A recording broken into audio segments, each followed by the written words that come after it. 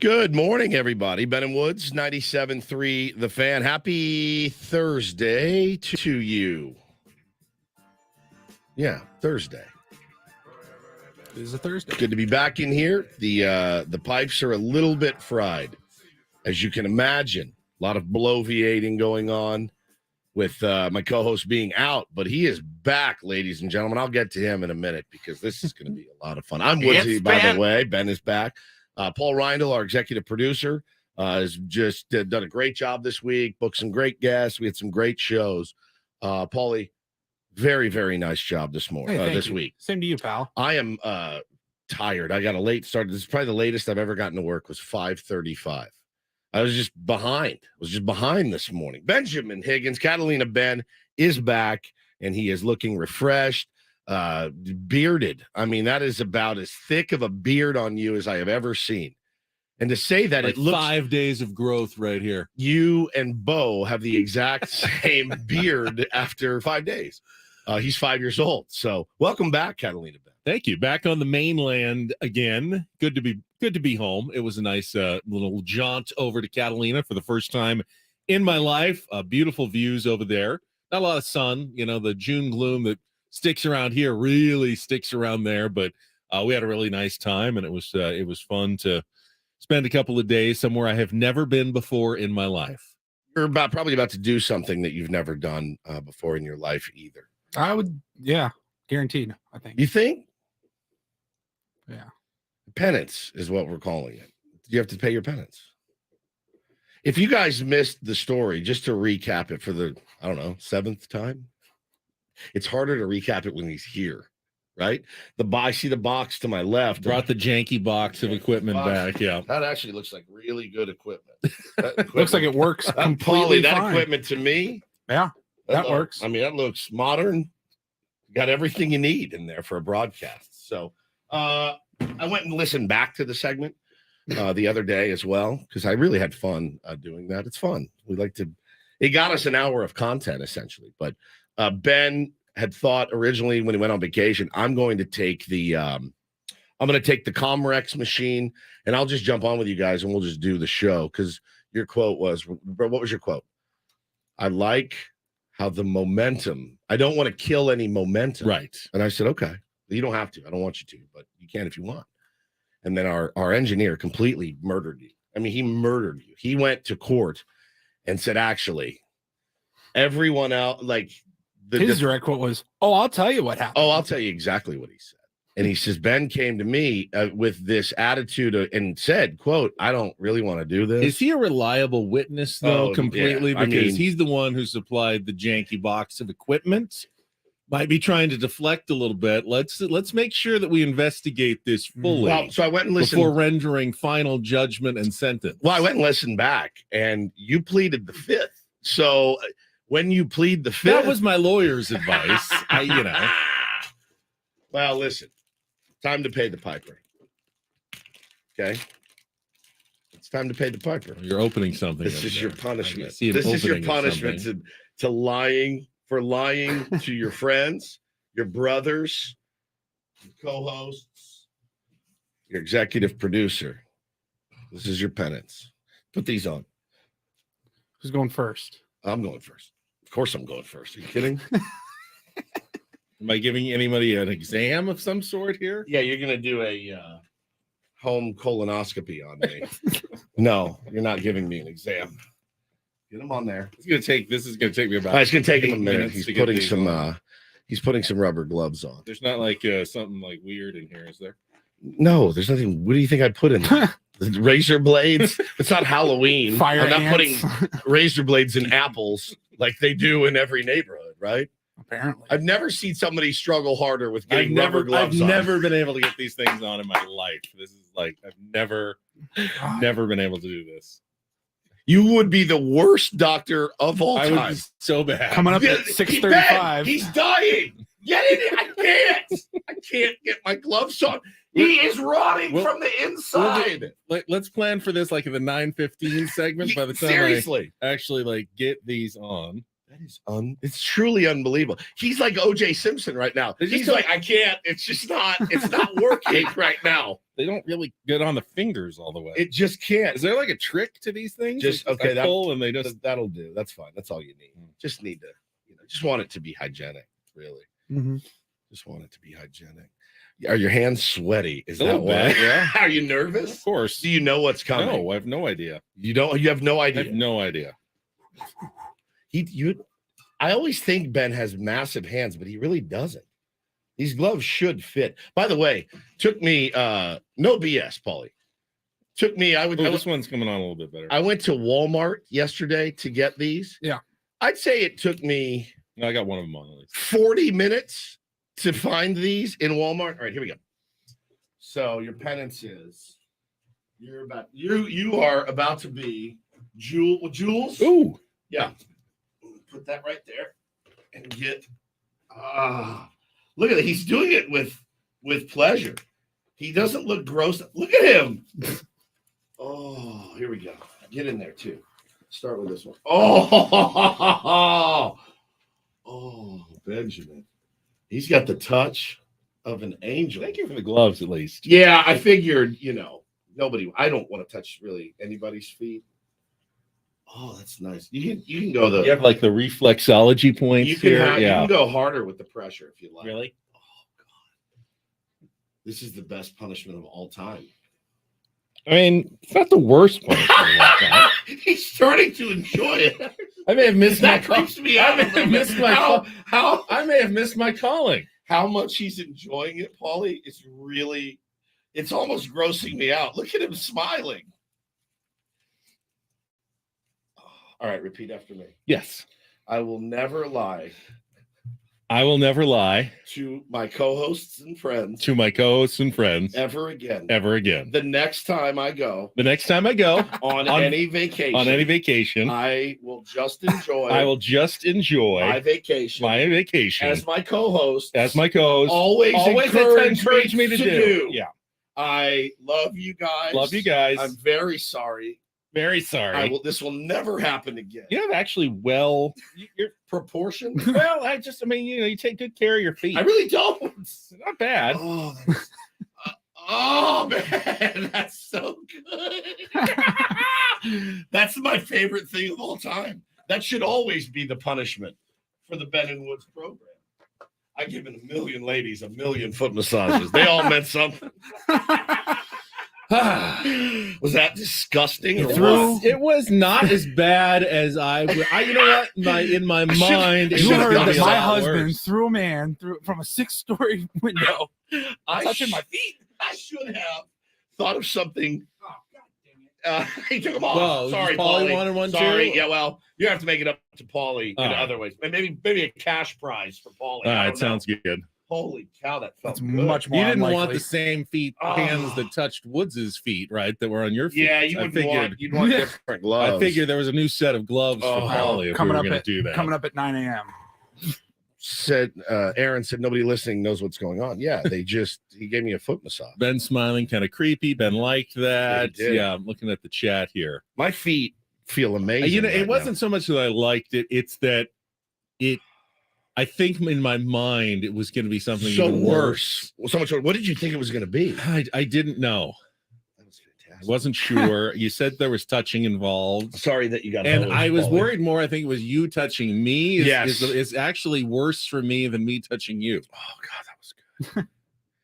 I needed that too. My feet are. I wore those dumbass Russell Wilson shoes that I bought yesterday. I wore them from 4 a.m. when I got up. Actually bought those. Yeah, I wore them from 4 a.m. Russell Wilson, if you haven't heard this story, he runs a shoe company called Good Man or something. And I got talked into these by the guy at Nordstrom, and they look sharp as hell. But he makes shoes like he quarterbacks. Really, I mean, honestly, like they're not great. They're very average, and they don't feel good. And I've worn them 6 times, and they will not break in. So I wore them yesterday. I had a meeting after the show that I wanted to tell you guys about. I posted the picture on Instagram. We have a new client joining the Ben and Woods family. And I got to tell you, this one, I'm excited about. We love all of our clients. We do. But you have a little gleam in your eye about this one. I'm actually worried. I'm actually worried about how much I loved what I had yesterday. Went to Swagyu. It's a restaurant. It's in PB. They've got one in Poway and they've got one in IB. And went in for the meeting, and it was, okay, how can I help you guys? The meeting, yes. And I sat down, and it was more of like, I thought it was just going to be, how can I help you guys achieve what you're trying to do? What are you trying to help grow and all that? And I had kind of been tipped off, hey, they're probably going to feed you. And I said, okay, well, I'm coming hungry. So I pull up there. I go inside. Really nice place in PB. Went to the PB location. And we're in there shooting the breeze for about 30 minutes. But you know what? There wasn't. There was no food. I was like sitting there and I'm listening to them and I'm like, I hope they start. Hopefully I keep looking over my shoulder and I'm like, when's this tasting menu start? Like I'm looking, I'm like, is anybody bring anything out?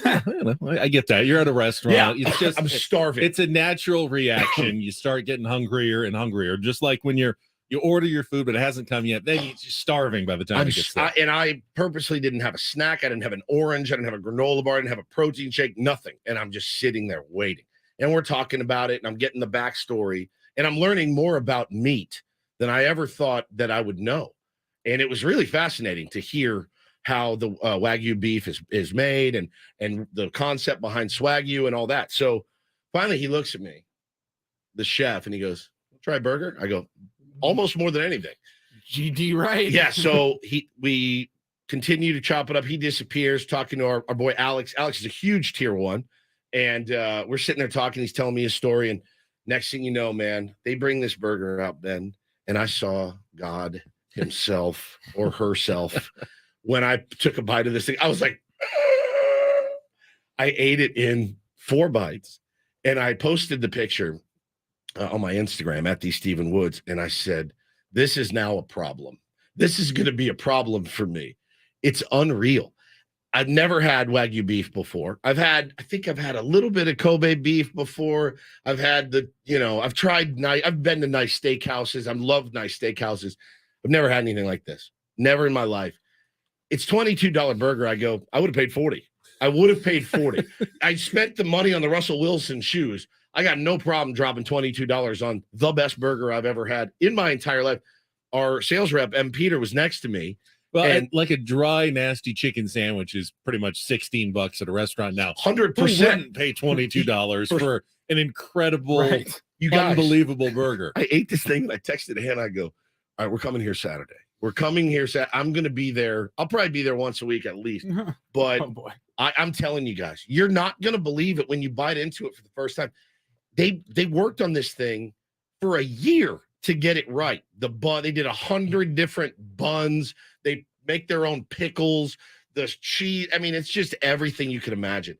And it's very, it's just beef. It's the beef, pickles, their special sauce, and cheese. And that's it. No other fancy stuff. You take a bite of it and you're like, I would have eaten, no kidding. If he said, I can bring you 3 more, no problem. I could have eaten 4 of those things yesterday. So I'm really excited to welcome them. Swagyu is the name of their restaurant. Again, PB, IB, and Poway. They had a food truck. They're like, we cannot manage the business from the food truck. They're selling their food truck, but they do all kinds of they do packages and stuff for dads. Like they're doing one for Father's Day. They're doing one for 4th of July, where they teach you how to make this stuff. And I'm telling you, man. And you said it's not hard to cook because it's so perfect. It's perfect. You just have to. Yeah. Like even Paulie and I, who are both terrified, we've talked about it many, many times. Like to cook a good steak, you're like, please God, let this work. I don't want to have wasted. Right. In our case, it was like $20 a steak that we got at Vaughn's or something.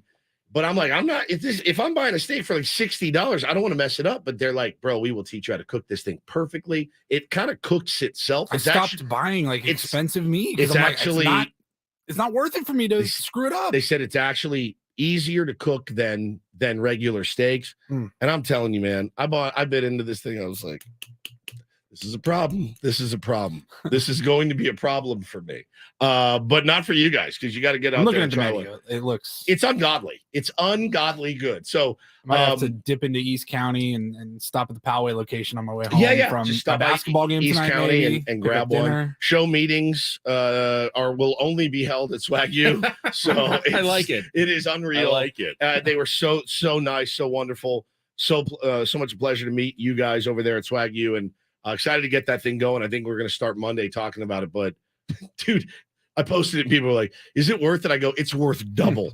They're not charging enough for it. I'll tell them that right now. I would have paid easily $40 for that burger. Well, welcome to the family. And I'd pay $60 for it right now. They're going to bring us some food, by the way. Oh. They're going to bring us all some food at some point. He goes, "Will you eat it on the YouTube stream?" I go, "You're GD right. We will eat it on the YouTube stream. Trust me." How did you gain all the weight? Swagyu. That's how we gained all the weight. It's unbelievable. So that was yesterday. But I had those damn shoes on all day, Ben. So now your foot massage has made my You feel feet. better? Good. I feel so much better. At least there's something good came out of And you're forgiven. my lies to you. And we My love dirty lies. Underhanded. I know we got to get the show going just as long as we're on the topic of meat, since I haven't been here since Sunday. Did go by the Big Green Egg Fest in Chula Vista on Sunday. So many tier ones out there, both cooking and enjoying all the barbecue. Had a great time. Was only there for about an hour, but got to taste a bunch of the just absolutely incredible barbecue food. We have some master barbecue chefs in this town all over the place. You guys were amazing. So wanted to thank all the tier ones who came out to the Big Green Egg Fest in San Diego down in Chula Vista on Sunday before my trip. That was really fun. Welcome to Meat Fest on Meat Talk. Ben and Woods. Meat Talk. We are a meat-centric show, at least for a sports radio station, that's for sure. All right, obviously, great night last night for your San Diego Padres.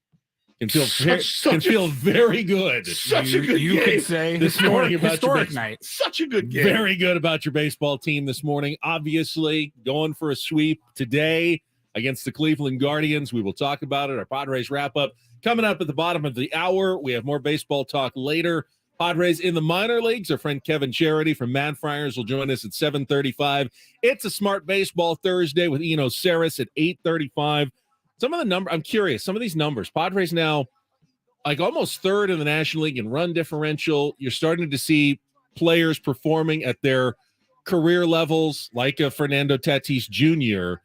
Does this bode well? How well? I know it bodes well. How well does it bode for the Padres in getting back into this race and getting into the playoffs later in the season?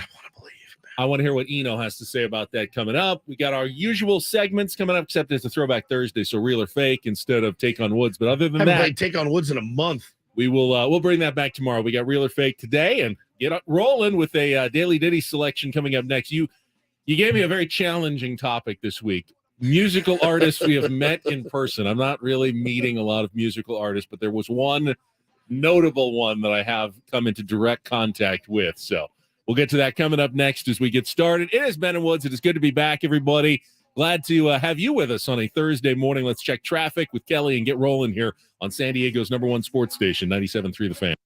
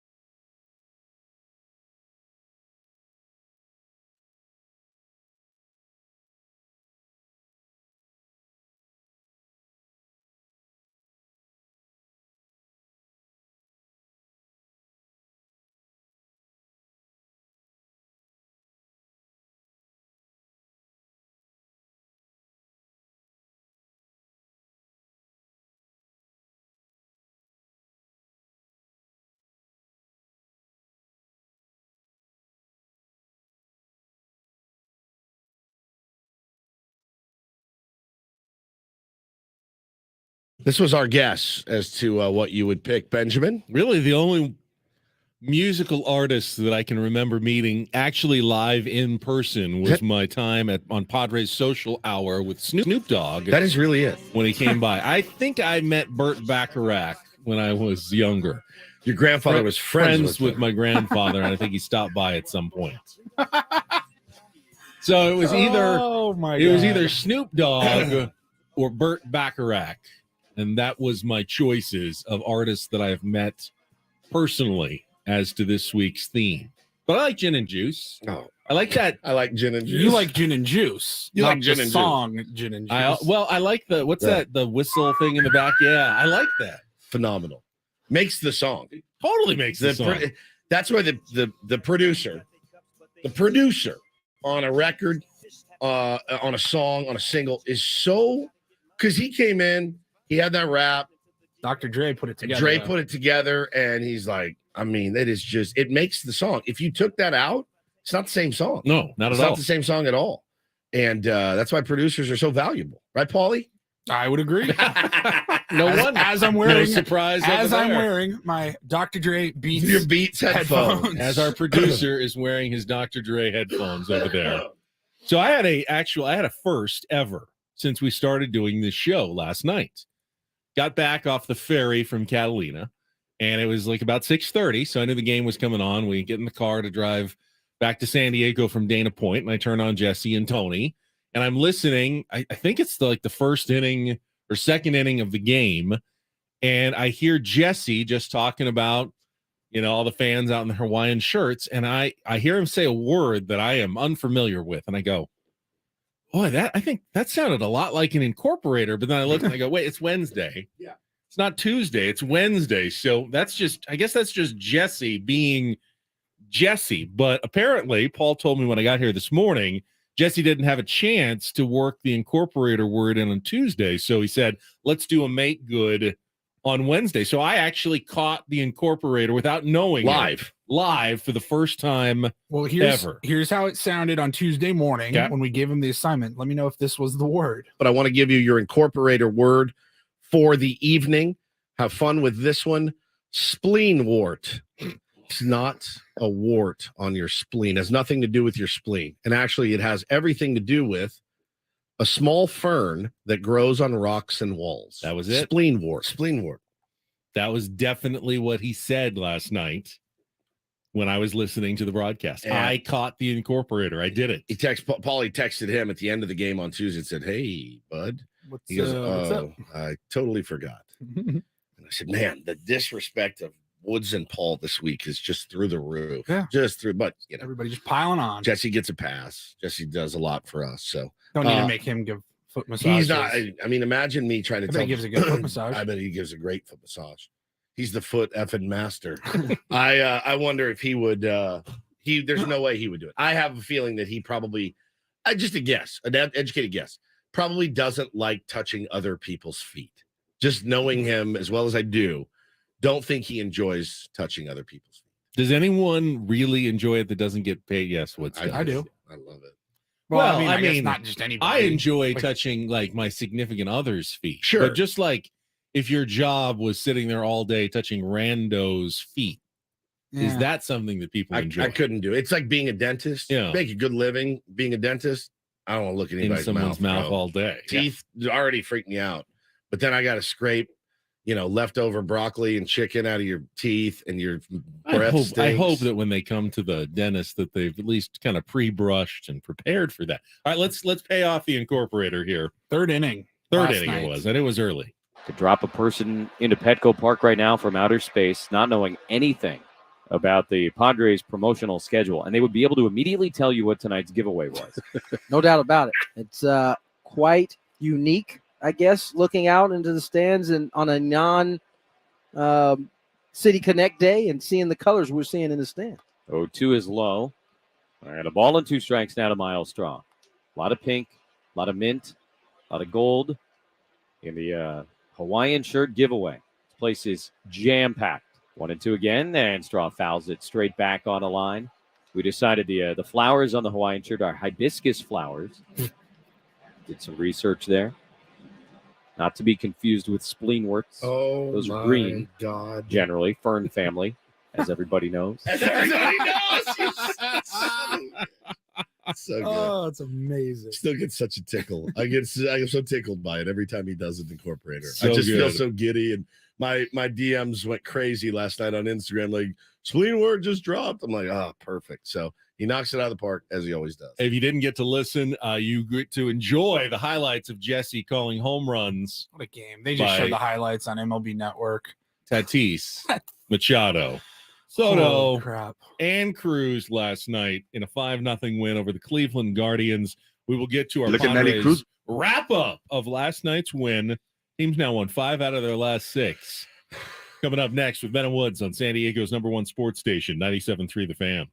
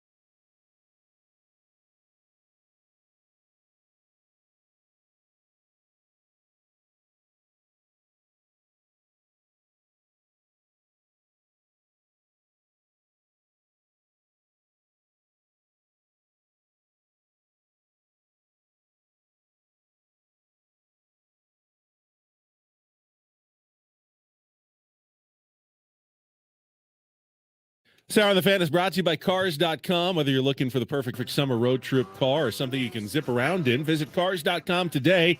They have over 2 million cars for your 2 million summer possibilities. Head to Cars.com. Check out the possibilities. Cars.com. Where to next? Where to next? Well, you can ask Paulie. Do we need to check traffic here? No, I was going to Paul? ask you where you were going. Means Oh. literally, where Yeah, are you literally. going next? When's second vacation? Third vacation? vacation. Where was first? Pinehurst. Pinehurst. That was this year? Catalina. Jesus. And then our annual trip to Santa near Barbara. Solvang, is coming up next month. That's third vacation. Cool. You're welcome. For the record. I'm not taking. For the I'm record. not doing the show. Don't worry. Don't do the show. gonna You do the don't show. have to do the show. You've Don't never worry. had to do Not gonna do the show. the show. Bitch. Um, We almost had our first do the show bitch moment. If you had been here, but you weren't here. That would have been it. Do the show, bitch. Yeah. You act like a little bitch right now. It's the worst effing radio I've heard in my life, So bro. good. All right, let's wrap it up. all right, let's Get get to to the our show. pod- Let's get to go. our Padres The worst wrap radio up. I've ever heard. Right after this check of traffic on 97.3 The Fan. From the Premier Chevrolet of Carlsbad Traffic Center, part of the Premier Auto family, here's Kelly Damick. Traffic is sponsored by Hamul Casino. Got a couple of problems in the North County now. Collision on the Felicita off-ramp, southbound 15. Now south 5 coastline near La Costa. There is a collision involving a couple of vehicles, not showing if lanes are blocked. The Big O Tires Clear Ride, westbound 8 from El Cajon all the way into Hotel Circle. Kick off summer at Hamul Casino's annual block party on Saturday, June 17th with live music, DJs, free food, $20 in free play, and lots of fun. See HamulCasinoSD.com for details. I'm Kelly Danick with Ben & Woods, San Diego's #1 sports station, 97.3 The Fan. I love winning, man. I love winning. You hear what I'm saying? It's like better than losing. Just when I thought I was out, they pulled me back in. Miss any of yesterday's Padres game? Did you catch a game last night? Well, we've got you covered. Thank you. It's the Padres Wrap-Up with Ben and Woods. Go! It's our house right here, baby. Presented by Hamul Casino. With thrilling slots and tables and all the best rewards, Hamul Casino has all the fun you're looking for. Hamul Casino, fun above all else. On 97.3 The Fan. That is the ball game, and that is a winner. This about damn time. Here's the 3-1 to Tatis. San Fernando hits it in the air to deep left field. Juan's going back. He's at the wall. He will leap. It's going to go. A home run again for Fernando Tatis Jr. Juan went back to the fence, and the Gold Glove left fielder nearly took it away. But Fernando is homered for their second consecutive game, and the Padres take a 1-0 lead. 1 out, nobody on. 1-0 Pods in the third. And this pitch hit in the air to deep left center field. Juan's back at the wall. He looks gonna go. Manny Machado joins the party. 7th home run of the season and the second of the night for San Diego. 2-0 Padres here in the third. 1-1 to Soto, and that's in the dirt. Kicks away from Zunino. Fernando will score, and he has created the third Padre run of the night all by himself. Base is empty now. Swings and skies one to deep left. Juan backing up on the warning track at the wall. Gonna go! Opposite field shot for Juan Soto. And all of a sudden it's 4-0 San Diego in the 6th. Here's the 3-1 to Nelson Cruz. That's hit in the air to very deep left field. Forget it. Welcome back, Nelson Cruz. Up above the line scores. Second deck in left. That is the 4th home run of the night for the Padres. And it's 5-0 here in the 8th. Oh, boy. Thought about trying to stretch it into 2. Fernando gets to it, throws behind him. They tag, and he's out at first. Oh, what are you doing? Works out wonderfully for Tim Hill and the Padres. Another outfield assist for Fernando Tatis Jr. But as you might say, I think Rosario played himself. He definitely played himself. 2-2 to Naylor. Here's the pitch from Tim Hill. And that's sent in the air to left field, straight away for Juan Soto. Waits for it, makes the two-handed catch, and the ball game is over. Tim Hill comes on, closes this thing out as Michael Wacha goes to 7-2 on the year. Padres with a 5-0 win over the Guardians. They hit 4 home runs, and Fernando Tatis Jr. put on an MVP-like performance here tonight. Yeah, he's rounding into pretty good shape at this point. I mean, his at-bats are unbelievable. You know, he's really shrunk the zone to where if you throw him a strike, he's going to hit it somewhere hard. And then, you know, on the base pass, that throw, not too many guys can make that. It looked like he was going to second and throws it to first. It's just the strides he's made in the outfield, I guess, shouldn't surprise us because of his athletic ability. But there's been a lot of hard work involved in that. And, you know, went from a guy in spring training that was still kind of trying to feel his way, and now it's like Gold Glove stuff. I couldn't tell Bob Melvin talking about one Fernando Tatis Jr. Did you guys see? You were listening, Paulie. You know what I'm talking about when he hit the bomb, and he's in the dugout, and Bob walks up to him, and he's like, you kind of get the side of Bob Melvin's face, and you're like, is he chewing him out for something? Like, yeah, whatever it could be. Like, hey, man, make sure, because when he hit it, he pimped it. That sucker barely got out. I'm like, I thought it was leaving the stadium. When Off he the hit bat, it, yeah, off and the his bat. reaction. And then you saw Quan line it up, and you go, oh, it barely got out. But Fernando knew it, finger quotes. And I thought, is Bob chewing him out?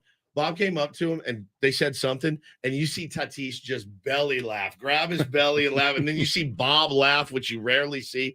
And I thought, man, things feel pretty good right now, and they look pretty good in that dugout. Just watching on television, not knowing anything, but man, they look like a happy bunch last night. Maybe he did the major league look. Great catch. Or no, great. Days, don't ever do it again. Great hit. Tatis. I mean, he thought he pimped it, and I'm like, oh, that thing barely got. It was a fence scraper. The stat you probably heard of the night last night: Fernando Tatis Jr.'s box score line: 3 for 4, home run, 2 doubles, 2 stolen bases, a walk, and an outfield assist, all in the same game. How many times has that particular combination been achieved in the last 122 years of professional baseball? Well, Mike Trout has to have done that. And I'm sure there's, Joe DiMaggio. I'm sure there was a ton of players. Mickey Mantle like for 5 sure. I mean, if you had said that's only been done 15 times in baseball history, you go, what an amazing night by Fernando Tatis Jr.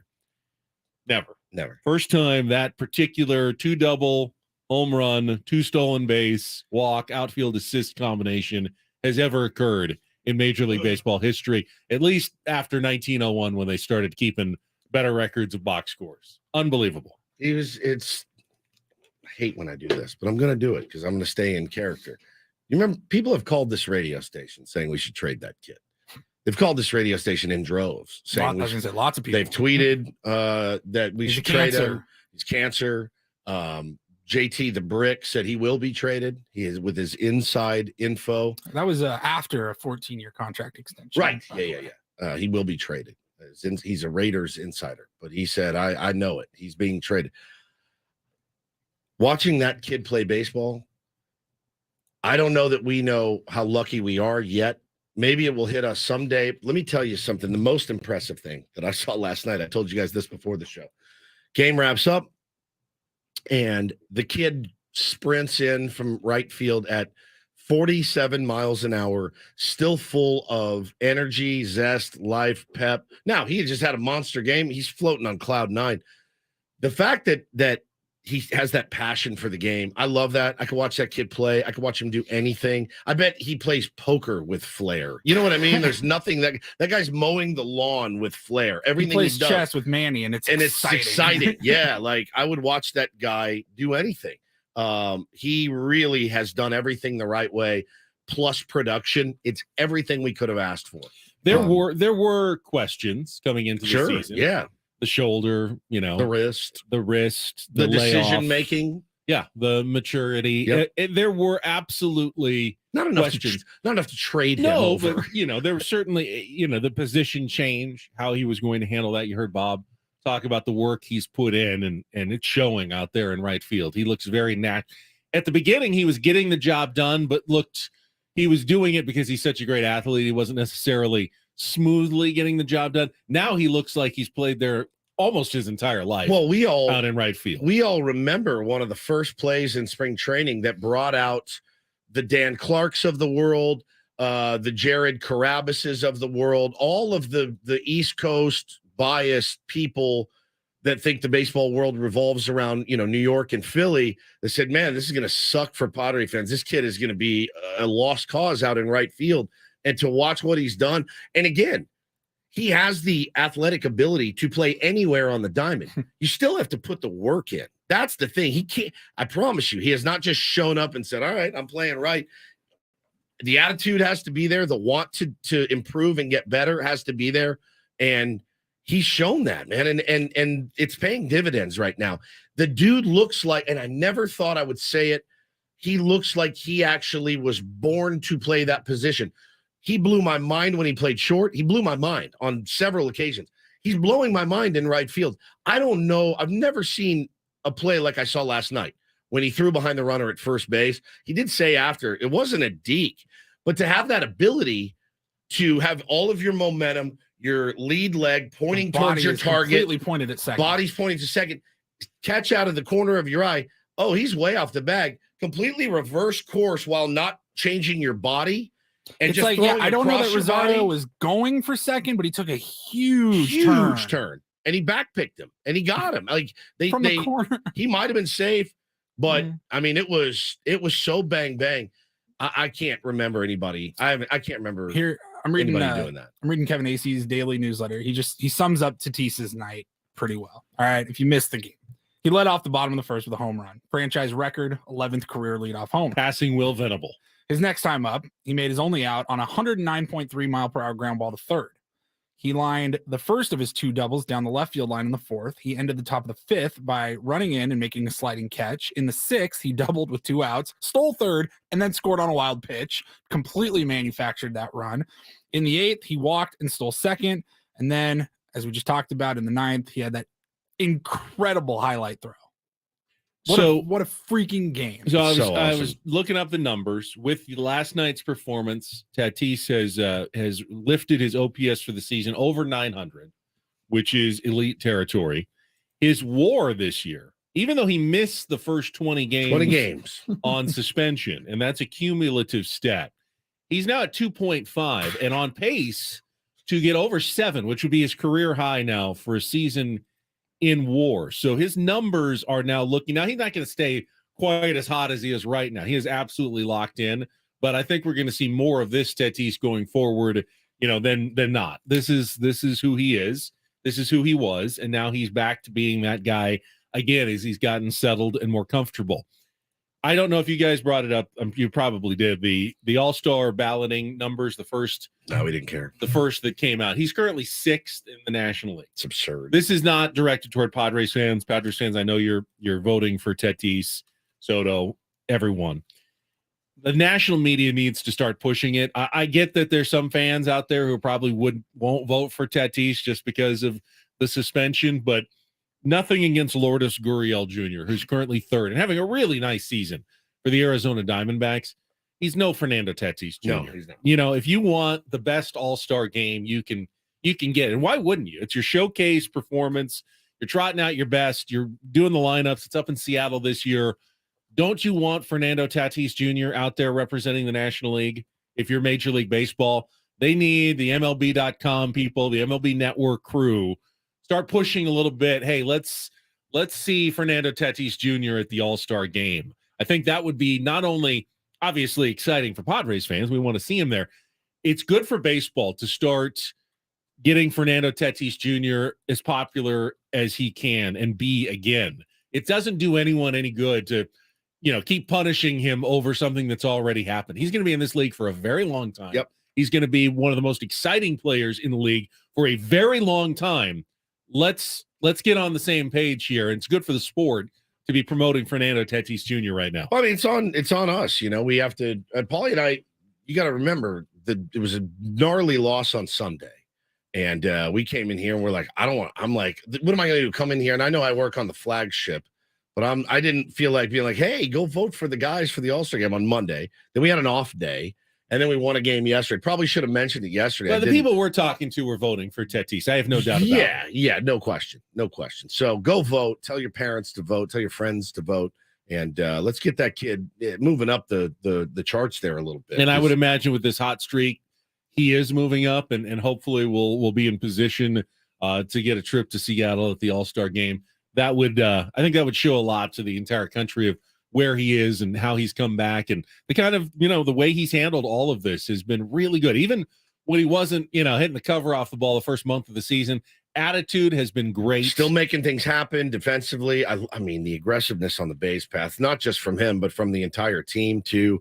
Last night was awesome. And we haven't even scratched the surface of last night's win, because that's all we've talked about was Fernando Tatis Jr. But Michael Wacha, incredible. Gary Sanchez, didn't really contribute with the bat, Ben, but man, he threw out a runner, strike him out, throw him out, double play.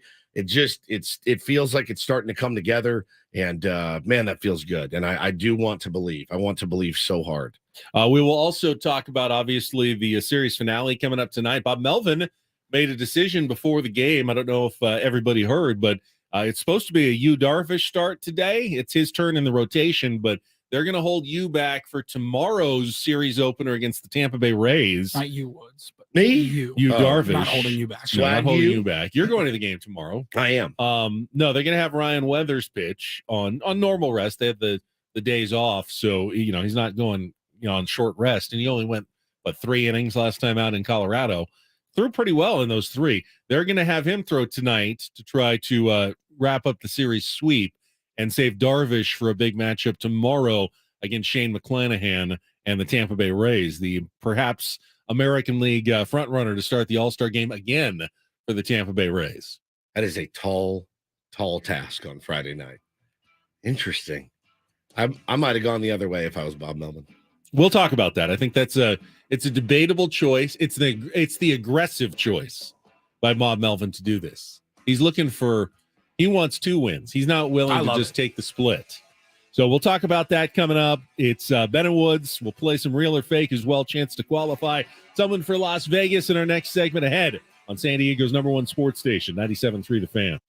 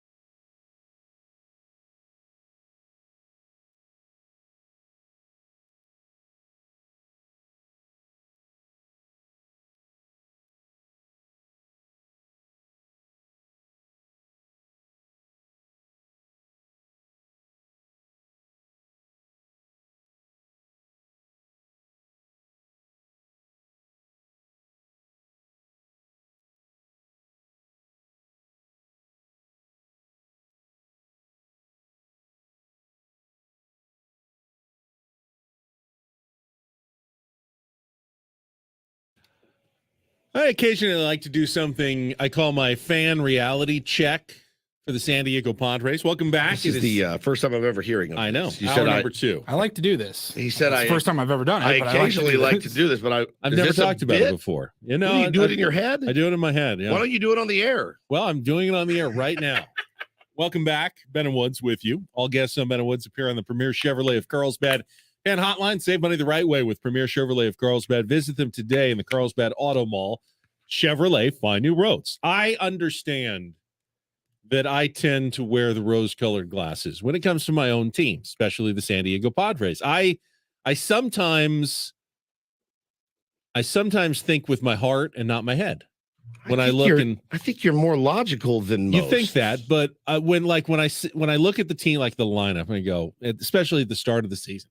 All right, Matt Carpenter, yeah, he's good for 15 to 20 home runs this year, and yeah, no, Nelly Cruz, you know, he had the eye surgery. He's gonna get back to hitting 20 bombs, and Trent Grisham, well, he's gonna have a bounce back year. I mean, 280 is unrealistic, but he'll hit 250 and he'll hit 15 to 20 home runs. It's an optimist. I can get kind of overly optimistic about my team at times and look for the best. I look for the best sometimes in the players and what they can do, but that's not what always happens. Players don't always perform at their best. You have to be a little more realistic. So when I do my reality check as a fan, I like to put myself in the shoes of another team and say, if I was a Cleveland Guardians fan, how do I feel about my team playing the Padres right now? Am I like, okay, let's go. I think we can go in and take 2 out of 3 in this series. This team isn't that tough. It isn't that scary. Yeah. Right now, my fan reality check tells me that the Padres are a terrifying team to play. I agree. Right? That's not my rose-colored glasses. That's if I am a fan of another team and I see the Padres coming on the schedule and I look at the lineup and what they're doing right now. I look at their pitching rotation and who we're going to have to face. And Michael Wacha, he's not that good. Then I look at the numbers and I go, oh, I don't want to face Wacha. Maybe I want to face Snell. He's pretty inconsistent. No, I don't want to face Snell right now either. Well, Musgrove, he's tough. Dart now. Oh, I hope we have a Weathers day if I'm facing the Padres over a 3-game series. I'm really not that excited about facing the bullpen, and I'm terrified for my pitchers going through the lineup as it's constructed right now. Well, it's a short sample, obviously, but like we're talking about last night's game, just talked about it. That's the perfect example. It's a damn near perfect game, short of a actual perfect game or a no-hitter or a 14-0, drubbing. You had an amazing start from Michael Wacha. You had 3 of your big 4 all go yard. You could actually say 4 of your big 5. Yeah. Or big 6. Yeah, with right. Nelly hitting the defense 7. Was on point. Defense was ungodly. It was a perfect game. It really was. I mean, it didn't give up a run. I mean, it was unbelievable. Certainly pleasurable to watch. I'll tell you that right now. And now it's still baseball. They got the tying run to the plate in the 7th inning when they loaded the bases and Steven Wilson came in. And nice job by Steven Wilson. A really big out right there when the Guardians dominated had a chance to in get all back facets. in the game. Starting pitching, relief pitching, defense, base running, hitting. They crushed it. They threw a guy out. Trying to steal. I mean, and again, Trent Grisham did not get a hit last night. Hit the ball hard, I think, in his last AB. But my God, that play he made in center field was incredible. And hey, I'm just going to remind you guys, if the guys at the top do what they need to do like they did last night, it doesn't matter what it doesn't really matter. Yes, you'd love him to hit better, but you can live with phenomenal defense in center field if the guys at the top stay like that. But the bottom line here is that I know the expression, you are what your record says you are. Right. And right now the record says the Padres are a losing ball team. Correct. They are a game under 500. They're not even a 500 ball club. But my fan reality check right now tells me they're a lot better than that. And they're not a team. I don't go in, oh yeah, this is a sub 500 team. Let's see if we can get a sweep, at worst 2 out of 3 when we go to Petco Park.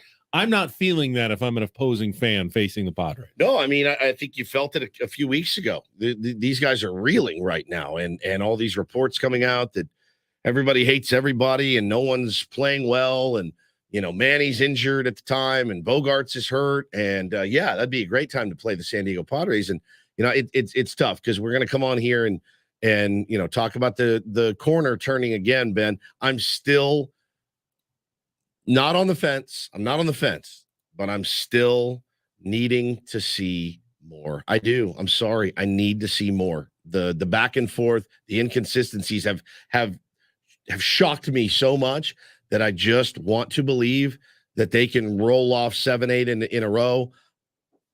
Show me, man. Show me that you can. I've been telling everybody that you're capable of doing it. Everyone. I've been saying. The fact that the Oakland A's longest winning 7. streak is more than double your team's longest winning streak is troubling. You got to show us, man, at some point. And hey, arrow pointing up. There's no question about it. I don't want to be negative Nelly, but that's just the way that it is.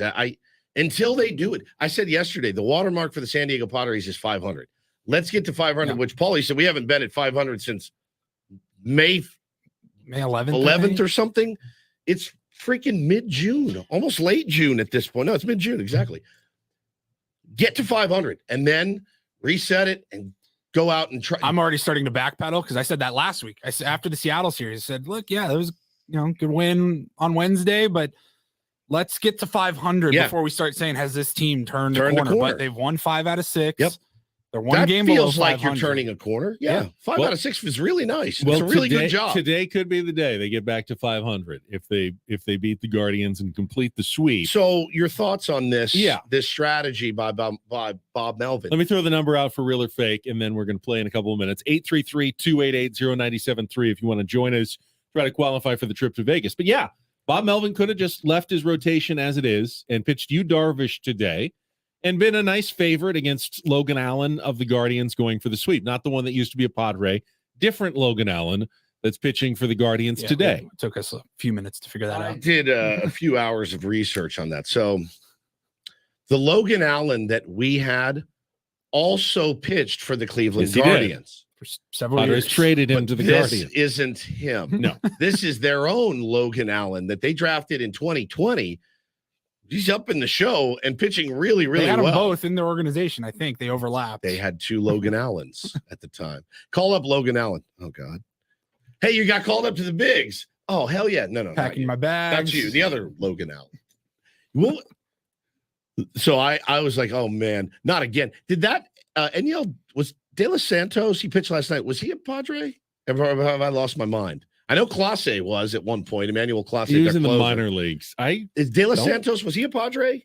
I feel like he was. But then again, the name sounded familiar. Then again, I feel like everybody was. So Bob could have left the rotation as it was. Yeah. But instead, he is going to pitch Ryan Weathers today, who had a short but effective outing at Coors Field on Saturday. So he's on 4 days normal rest pitching today. And Yu Darvish will pitch tomorrow against, admittedly. De Los Santos was in the He was in the I minors. knew it. Lake Elsinore and Fort Wayne. I think we traded him to the Phillies. Wow. And then I think he ended up there. Traded to the Phillies organization in sports radio, 18. my friends. That's like a steel trap. I'm a steel trap. So, it's the aggressive strategy. Basically, if you pitch Darvish today and Weathers tomorrow, you're kind of thinking, all right, that's kind of hopefully a split. You're favored with your ace on the mound today to go for the sweep, but against McClanahan and Weathers, that's a bit of a mismatch in favor of the team with the best record in baseball. By switching them, you say, I think we can win today with Weathers and the bullpen, and then put Darvish against McClanahan, a real ace matchup, and give us a chance to actually win the series opener against the Rays tomorrow. Now, there may be other factors that Bob Melvin is considering and health and rest and everything that goes into it. But from a competitive strategy standpoint, this is the aggressive decision. They're trying to squeeze 2 wins out as opposed to playing for the split in these next 2 games. My man is 10-1 this season with a 218. He's 10-1 with a 218. He has struck out 92 in 82 innings. His whip is 1.11. He's unbelievable. He's unbelievably good. It is going to be an incredible challenge for the San Diego Padres. There is a part of me that says, screw it. Get the sweep tonight. All right, kid. Ryan Weathers, you're up against the Rays on Friday night. Let's see what you're made of. And playing with house money, maybe a little bit. But But maybe you're doing that tonight. We've already won this series But against the Guardians. we absolutely have. But to get that streak going, I feel like I don't know. I trust Bob. I trust Bob, and I trust their team to make the right decision. But now, what if Weathers goes out and sucks and he gets beat, and then Darvish, just gets out-dueled by the probable Cy Young winner? Now you've lost 2 in a row. Yeah, now you're risking a setback. Undoing some of this good work you've done. My gut kind of tells me these guys are on their heels in Cleveland right now. Their offense does not look great at all. Throw you out there. Go get the sweep today. Really, it really does. And I see the marquee matchup of Darvish and McClanahan, but I really getting that sweep is clutch. If the Padres continue to hit like they have, and they go out and they put up 9 runs tonight, and win it 9-3, and you go, well, we wasted you, Darvish, when we had all those runs. God, should have saved him for the next day. There's a lot that goes into these decisions. If I was a manager, this would just make my stomach churn. Oh my God. And then, I'm glad I don't have to make these decisions. And then you have to do it in a playoff series in October. It's even tougher. Yeah, no question. So we will see Ryan Weathers tonight. A little bit earlier start tonight. Was it 5:40 tonight? 5:40 tonight, 4:40 pregame show against the non-Padre Logan Allen of the Cleveland Guardians. Correct. All right, I see people calling in. Let's get to today's game. It is time to play Real or Fake. Some are here for the compelling sports talk with Ben and Woods. Yeah, you can go plow through another donut. It's time for Real or Fake on 97.3 The Fan. Tell the people what they'll win today. All right, Jose has a chance to qualify for a 2-night stay at Resorts World Las Vegas and 2 tickets to Luke Bryan, the 5-time Entertainer of the Year, performing August 30th through September 9th at the Resorts World Theater. Tickets and VIP packages on sale now at access.com. That's AXS.com or RWLasVegas.com. Good morning, Jose. Good morning, guys. Glad to be here finally. All right, you got a chance here. You got to get 4 of 7 right, and we will put you into the drawing for the trip to Vegas. Now, remember a couple of weeks ago or a week ago, we were talking about stage names, fake names. My TV didn't have to change my name. Yeah, Dan Stevens, to get on you did TV. at one point. Today's category is stage names, Jose. Ooh, I like this. I will give you the name of a celebrity. You tell me if that is their real name from birth or if it's a fake, a stage name that they use for their career, but not their actual legal name. Got it, Jose? Got it. Woods can help you if you want. All right, round 1. Leonardo DiCaprio. Real or fake? I'm going to say fake. He's going to say fake? And Is that real? He's wrong. That is his birth name, Leonardo DiCaprio. Oh, wow. That's all right. Okay, you got, okay. that's just one. Don't worry. All right, round 2. Jamie Foxx. Real or fake? I got to stay with fake. You are correct this I time. was gonna say Eric fake. Marlon Bishop Eric Bishop's a decent name. is Jamie Foxx. So that's 1 Jamie for Foxx Jose. he's got that pizzazz, though. Let's go to round 3. Uma Thurman. Real or fake? Uma Thurman. I'm going to say real. That is real. Damn, I've never heard of another Uma. Yeah. Well, that kind of makes it more real. You don't make up a name that no one's ever heard of generally. Call me Uma. All right, that's 2. You're halfway home, Jose, as we go to round number 4. Gilbert Gottfried. The late Gilbert Gottfried? Yeah. The late Gilbert Gottfried. I'm going to say fake. Yeah, I thought so too. No, that's his real name. birth name. The comedian Gilbert Gottfried was born Gilbert Gottfried. All right, we're 2-2 as we go to round number 5. Oh, boy. Kevin Bacon. Real or fake? Kevin Bacon. That's got to be fake. I thought so too. No, that is real. He is actually Kevin. He is real. Bacon. He's got a brother, and they're in a band called the Bacon Brothers. Yeah. So yeah. All right, so Why would you go with bacon? Actually, you're up against it now. You got to get these last 2 right, Jose, to Steve qualify. Sausage. We are round 6. Natalie Portman. Real or fake? I'm going to say real. Oh no! Oh no. He's actually Oh. Netta Lee Hirschnag. Made the wise choice. Sorry, It's a Jose. very, very wise choice. Can't Hirschlag? Hirschnag. Hirschnag. Even worse. Natalie My wife's been a Hirschnag. real Hirschnag lately, to be honest with you. She has. She's Jose, she's sorry in the about chat. it. Thanks for playing. You could have had Woods could have helped you on a couple of those. I think you would have gotten the last one. Ringo Starr. That is fake. Fake, yeah. Richard Starkey. That's right, Starkey of the Beatles. We'll play Real or Fake again next Thursday. We'll bring back Take on Woods. First time this week, tomorrow, since I am back. It's hard to do it when you're not here. All right, we've got Don't Do This coming up next. Always a show staple on Ben and Woods. Are we going to go? What's the one to... I sent you? I like this for Do This. Davey Martinez brought the receipts. He brought I receipts. like that story too. That's a do this for me. Do we even need to bring up Trevor Bauer anymore as Don't Do This? He was back in the news again yesterday. We'll decide during the break, and we'll come back with more.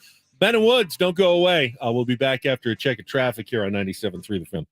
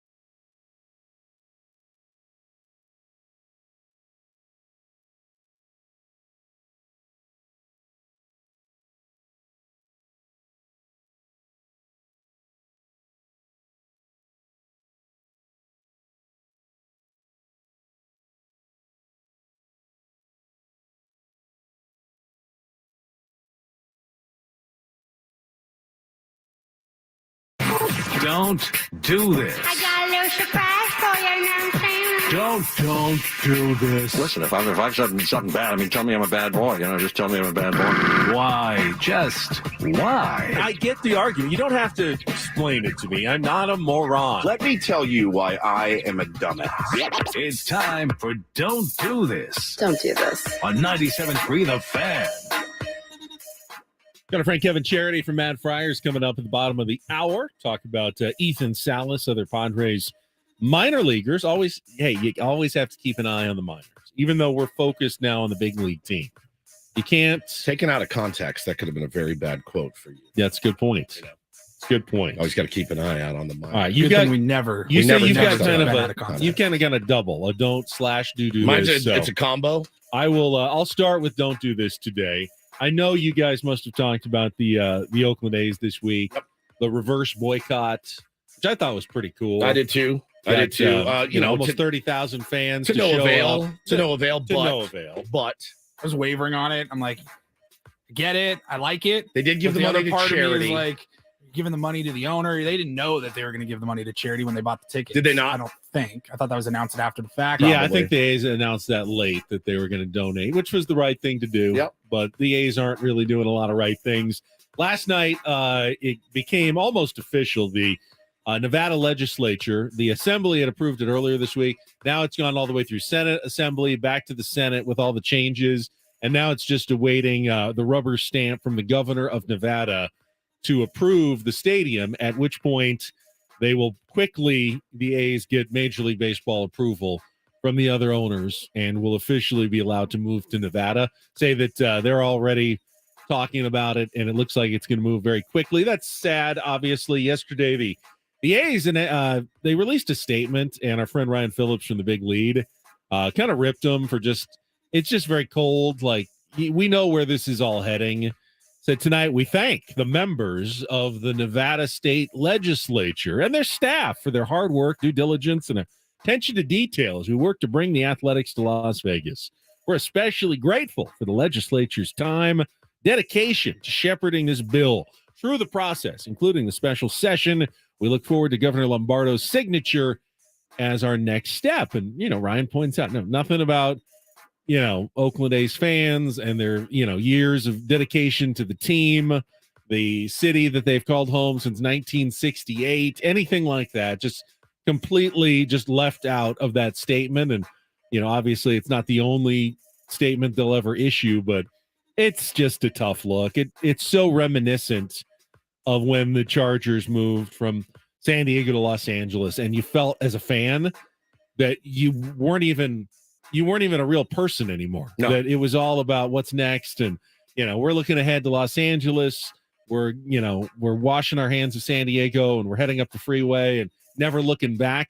The A's vibe is very similar here with that statement that, hey, we're not going to focus on the fans we're leaving behind. We are all in on this new city and these new fans. And we don't care how much time you spent cheering for the A's, how many dollars you spent buying tickets and merchandise over the years. We're done with you, Oakland, and it just feels dirty right now. There are probably fans there that are happy to see them go, and the reason that makes sense in my head is that it would be very difficult to continuously root for a team that trades away their best players, and I mean all world type guys like Matt Olson.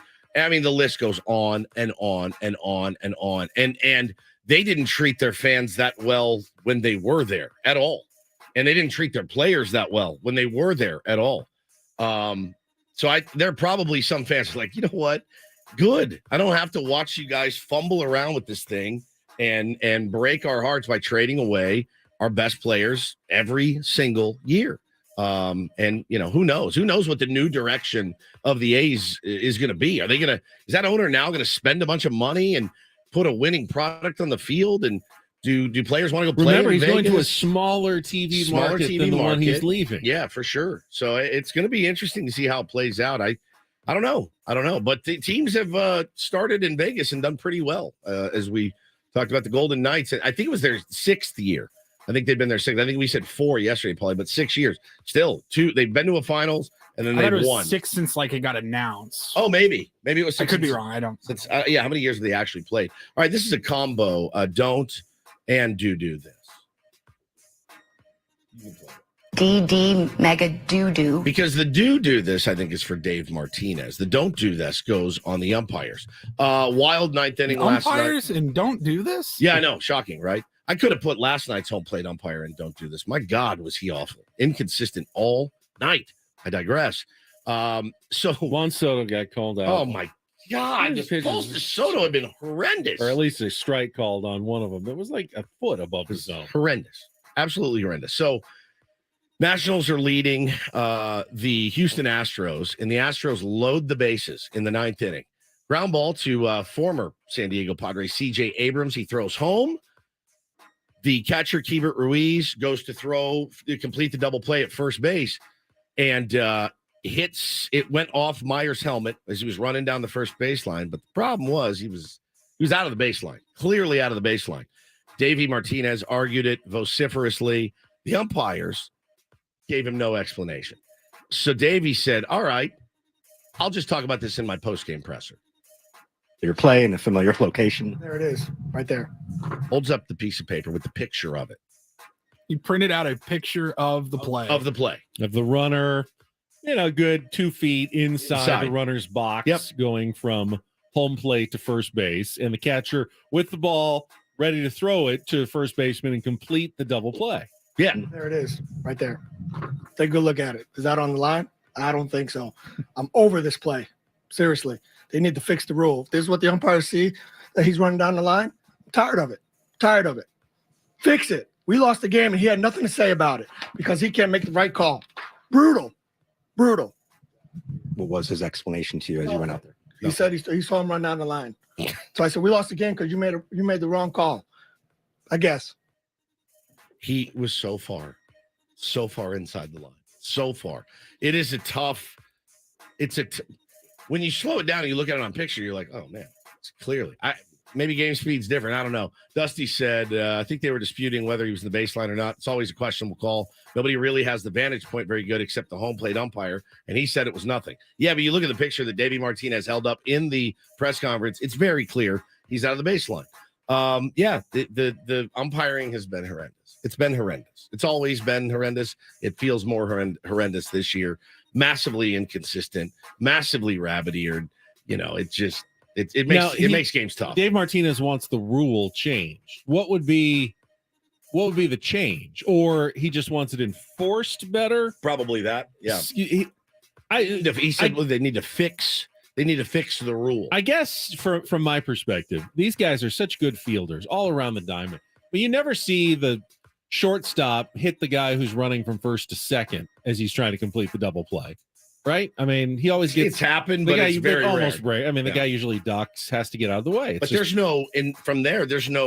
a perceived line. The home to first, there's an actual line. So you can actually see. And it's, the angle's weird. You're punishing the catcher because he's got that weird angle. You got to clear. But if it's a bang type play. How many times have you seen a catcher throw a ball away on a strike 3 in the dirt and it goes to first base? It's happened, but it's so rare. So rare. Yet we see the guy get hit a lot, and it's usually because he's not running the baseline or really close to the edge. It just feels like, hey, was the throw going to beat him? Then he's out. I the kind of was agree going to with beat that. him, and it wasn't wildly off target, or the catcher wasn't, diving across the foul line. If it's a normal play, if the catcher's standing in front of home plate, makes a normal throw to first base, and it hits the runner, then it's almost always the runner's fault that he was there. It's not, the catcher has to go another 4 feet or on, toward the pitcher's mound before he can make that throw. The catcher has to look and say, okay, he's running on the left side. I need to clear right. I need to take 4 Especially steps. when you have to get the force at home plate. Why are you punishing the catcher 100%. who has to stand at home plate to get the force then completing what should be a fairly routine double play? Also, and I don't know the situation with challenges and everything there. Take a look at it. Get the call right. Just get the call right. That's what Davey Martinez is asking you to do. And hey, he's not even saying get it right in real time. Just make sure it's the right call. Once it's official, make sure it's the right call. So another, that's a tough one, man. That is a tough one. And that you're taught now, just drill the guy in the back.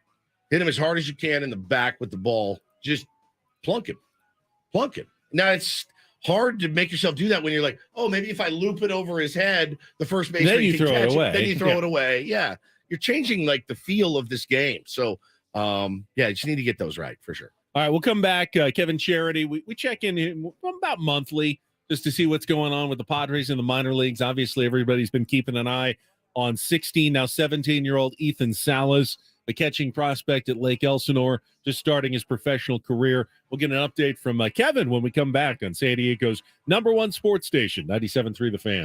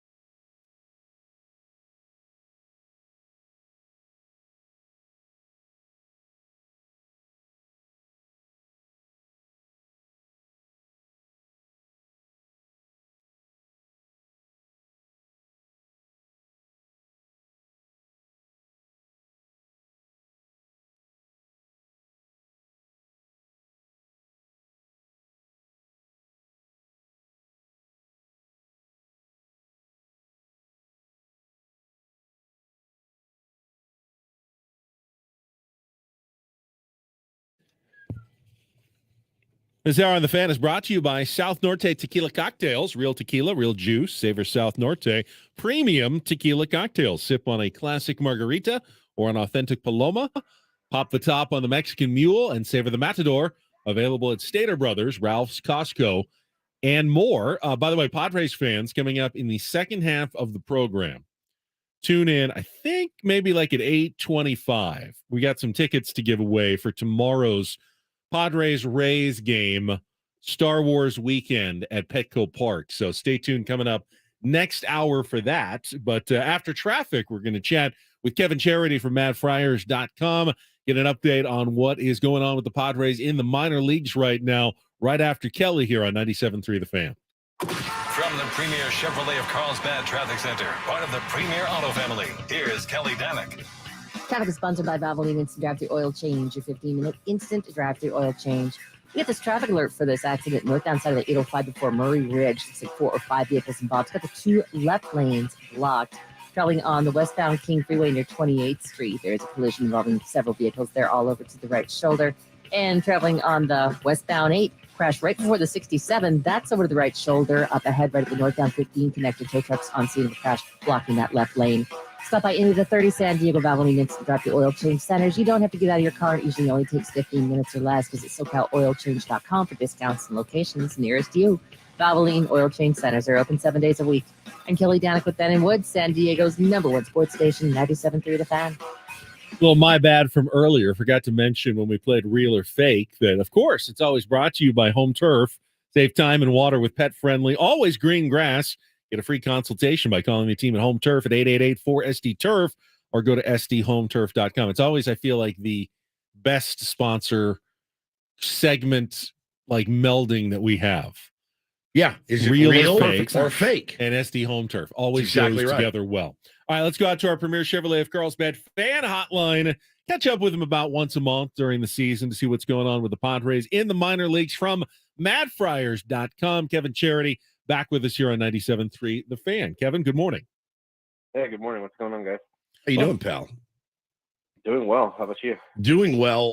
Also, so have you gotten a chance to talk to Ethan Salas yet? I have not. I got a chance to talk to him. That's the goal. Hopefully, this homestand at some point. Yeah, I mean, I'd love you to, and then you need to text me because we're supposed to talk to him at some point in July, and I don't know what to talk to a 16-year-old about. Like 17 now. 17. I apologize. You do Pokemon, Ethan. Are you a Pokemon fan? I can't relate. Paulie's 33. I have a hard time relating to some of the things Paulie likes. So what am I going to talk? I have a 17-year-old. You have a 17-year-old. I don't know that I know what to say. So do you like though. to sleep a lot, Ethan? Like what? So watching him play, he's definitely above his years. Yeah. Yeah, I think that's one of the things too. The consensus in talking to some of the teammates that he has in Lake Elsinore is that I talked to one of their outfielders, Kai Murphy, who's actually the son of Pat Murphy, former Padres interim manager. And, they talked about they kind of have conversations that, hey, this kid at 17 already looks, this is some guy like you're going to see in the future. The way he carries himself, the maturity he has. The thing to me that's been really impressive about him, watching one of the games that he had last week or 2 weeks ago, the last homestand they had, watching him have a couple of really bad at-bats. The first couple innings where he struck out, swung at some pitches maybe he shouldn't have. The next plate appearances he comes back, has really good, gets behind the count, but works walks, gets on base. I think the way he's handled their really young pitching staff, they're old compared to him, but they're young for the level. How old are they? 12? Yeah, he's catching guys that are 5-6 years older than him, and they've raved about how he's handled it. I think being 17 years old and playing in the Cal League, it was kind of unfathomable. I mean, it was kind of amazing to see Tatis, several years ago playing, 2 levels below that when they had short season, and holding his own there. And, you got Salas, who's got like a 400 on base percentage in, small sample, but he's just gone out there and just put it good at bats. Homered in Fresno last week. He's been amazing to watch. You look at the numbers and they don't jump off the page necessarily, but you also have to remember that he's the age of a high school junior, and he's playing against guys that played 3-4 years in college, and has held his own. It's really remarkable what he's done, and it's just, if you didn't know he was 17, you just watched him. A lot of times you'll see younger players at that level just get completely worked, and he looks. Not only does he look like he belongs, but I mean, you look at a catcher that out of the gate has posted above league average numbers. It's incredible to see. I think it's an important point to stress that Ethan Salas doesn't have to hit 350 right now at single A to be a remarkable story. Yes, Fernando Tatis Jr. dominated some of the levels coming up as he was getting a little closer to the big leagues, getting up to 18, 19, just barely 17. Just the fact that he is on the field and not embarrassing himself is pretty incredible. And I saw that he's the youngest guy, the first guy who got up to the professional full season level since, who was it, Julio Urias for the Dodgers in 2013, like more than 10 years ago. Yeah, I think that's the thing is I think a lot of people, to be frank, like especially for Padre fans, I think Fernando Tatis and the things he's done at they did at low A, it kind of spoiled people where they kind of look at, and that's like their comparison bar, and it's really not the way you have to look at it. I mean, you got to look at it as you look at some kid right now, wherever, who's playing in high school and is projected to be, a top pick next year. And imagine you taking that kid now and sticking him in low A and having him get, 22 and 23-year-olds. I don't know how many of those young players, as talented as they are, would be able to even, look like they belong on the field. And then to have him who's, especially like watching him behind the plate, the way he moves, just the defensive things he brings to the table, and just the fact that, he's posted at 20%. He's walking in 20% of his plate appearances, which, that means he's being patient. He's not swinging at bad pitches. He's getting deep into counts. He's striking out probably a little bit more ideally than you'd want to see, but it's still passable for that level. But again, you look at that, you look at the runs, and you got to remember he's 17. This isn't a 23 or 24-year-old catcher. I mean, they have a 24-year-old catcher on their roster who played in low or high A last year with Fort Wayne, and Anthony Villar. So you look at the comparisons between the players in the league and just what's going on. I mean, I think in doing this, as long as I have, there's been like 4 or 5 players that have come through like Elsinore that, I would tell people, like, you really need to go see, pay the money, drive up there, deal with the traffic to go see him. And he's probably at the top of that list just because of how just unbelievable talented he is, and just the way he carries himself, and just the professionalism he has. The kid is obviously way more mature beyond 17. I mean, at 17, most of us were, kind of idiots. Yeah, and morons. The fact that he's handling a professional pitching staff and is putting in the work that he is nothing short of remarkable, in my opinion. Talking to our pal Kevin Charity from Mad Friars here on Ben and Woods this morning, getting a little update on what's going on in the Padres minor leagues. The draft's coming up in July.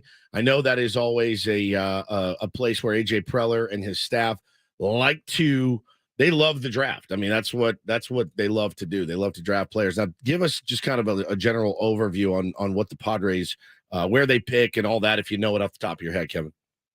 Yeah, I mean, they're obviously at the end of the first round. It's a little bit different this year because they don't have a second round pick. So they draft, I believe, around 26 or 27, and they don't draft again until like the 80s, I believe. And then, in past years, they've gotten the extra pick for receiving revenue sharing, and obviously that's not happening because of their payroll. So they're really not going to have as many picks as they typically would. But I think, the last couple of drafts have been really, really encouraging, especially when you look at like what they have in their system. The upper levels of the minors are kind of barren, but Fort Wayne, Lake Elsinore, and even what's below in the complex leagues is really exciting. Dylan Lesko through David J, one of the writers for our site, was out there this week, and is starting to get ramped up. And so I think they're not going to have the top picks. Obviously, it's not. I wish it was like the NFL where you could trade up and maybe get some guys. But I think one of the things that the scouting staff and AJ and all the guys that work with them that they've done is the last couple of years they have taken guys in the later rounds that have looked really good, at least initially in their pro debuts. It doesn't necessarily mean that they're going to develop into big leaguers, but when you're getting a guy like Austin Cobb, who's pitching with Lake Elster in the 12th round who has a 2 ERA. You know, you're getting that guy late in the draft. Who looks like a really interesting young pitcher. You know, there's numerous examples. And then you look at the fact that they've had a lot of success drafting in the later rounds. You know, going back, you know, David Bednar and Ty France were guys that were drafted out in the 30th round and have been big league all-stars. Obviously not with the Padres, unfortunately, but, you know, I think that's the part too that, you know, you just got to kind of wait and see. But I think, you know, their last 2 drafts, at least out of the gate, have been very encouraging. What would you like to see them do? I mean, what would you like to see the team do? Because, you know, I do hear people talk and they say, well, you know, AJ's always kind of drafting the young guys out of high school. You know, I'm looking right now at some projections, right? And one of the names that is mentioned is Dylan Head. And it says basically, hey, solid hit tool, defense needs some work. I mean, these are young guys out of high school. Obviously, they're going to need some development. But if you could tell AJ Preller, hey, I'd like to see you go after this, what would that be?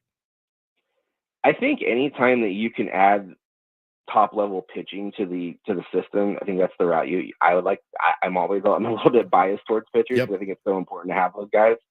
You know, but if you looking at their draft the last couple of years, like for example, even picking where they at, you know, that's where they got Jackson Merrill, and he's a top 20 prospect. In the second round, they got James Wood, who they used to trade for Soto, and is like the top 10 prospect in all of baseball. So I think, you know, it's just doing what they do. It's just getting the best player available in the best position. I think, you know, you can't really look at the baseball draft like you look at, I think, other drafts in other sports where you're drafting, you know, for immediate need. Yeah, for immediate need, and then obviously who's the best player available. But I think anytime that you know, whoever is the best player at that position, you know, there's a kid, I can't remember his name. There's a kid, I believe he's out of Virginia in high school, that's like a 2-way player that can hit and pitch. You know, that's always intriguing. I think, you know, the Ohtani factor is in there. I'm not saying that the kid's anything close to that, but I think, you know, anytime you have a guy that can do both, it's kind of intriguing. But I think, you know, just continuing to find, you know, top level talent that they can to, you know, hopefully, you know, ideally, maybe, I don't know if it changes the fact that they're obviously to win now mode. And maybe if there's a college player that's 21 or 22, that's maybe closer to the big leagues as opposed to an 18-year-old, maybe you go that route. But I think ultimately, you know, their last couple of drafts have been very, very good. And I expect them to get the best player that they can. I expect that player to be, at least initially out of the gate, somebody who is interesting and is somebody that can help the team win sooner than later. Kevin, I've said it a few times in the last few weeks, especially as the Padres offense has started to click a little bit more. My biggest concern on the big league level is pitching depth. If the Padres had just a rash of a couple of injuries to their starters, I just don't know what they do. We've talked before about what's at El Paso right now. Very little. The 4 guys who have made regular starts for them, their ERAs are 7, 9.5, 6, and 5.5. Cool. Waldron, Groom, Espinosa's pitched a little bit better lately. We've heard.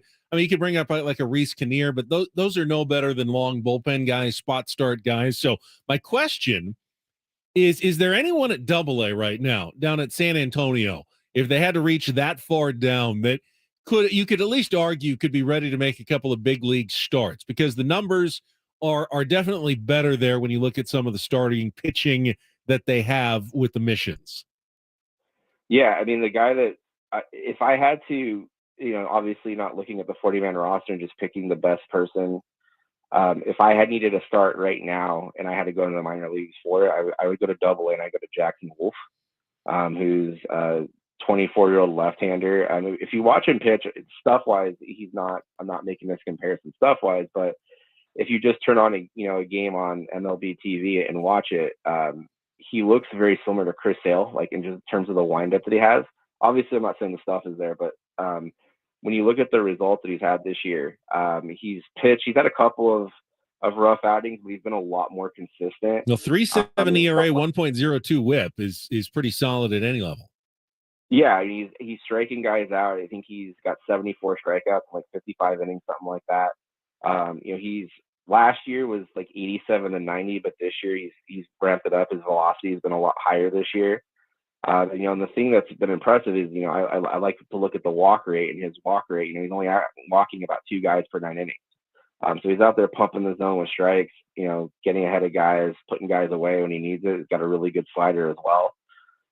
He's 24, so he's not like he's a guy they drafted out of college out of West Virginia. So it's not like he's a super young guy. You can make the argument that maybe for his development, it's probably better for him to stay in AA versus promoting him to AAA. Just kind of what we've seen, like you said, it's the ERAs that are a little bit ugly, and you could challenge him, obviously, that environment, but it's for people that don't follow the system too much. El Paso is like a Coors Field on steroids. On Clostebol. You can say it. Kevin, we're out of time, but yeah, Jackson Wolf, not a top prospect, obviously. I'm just talking about a functioning body who, in an emergency, they could call up. Kevin, appreciate it. We'll chat with you in a few weeks again, get our regular check-in. Thank you, brother. Yeah, of course. Thanks, Kevin Charity, MattFryers.com on our Premier Chevrolet of Carlsbad fan hotline. Save money the right way with Premier Chevrolet of Carlsbad. Visit them today in the Carlsbad Auto Mall. Chevrolet, find new roads. Yeah, it's pretty barren in the top couple of levels when it comes to pitching in the Padres system, and that continues. I just get nervous. Oh, yeah. A couple of guys go down. That could be a real problem for this season. All right, we'll come back. We got 2 hours to go. Eno Sarris going to join us in our next hour. Much more to come. Still on Ben Woods on 97.3 The Fan.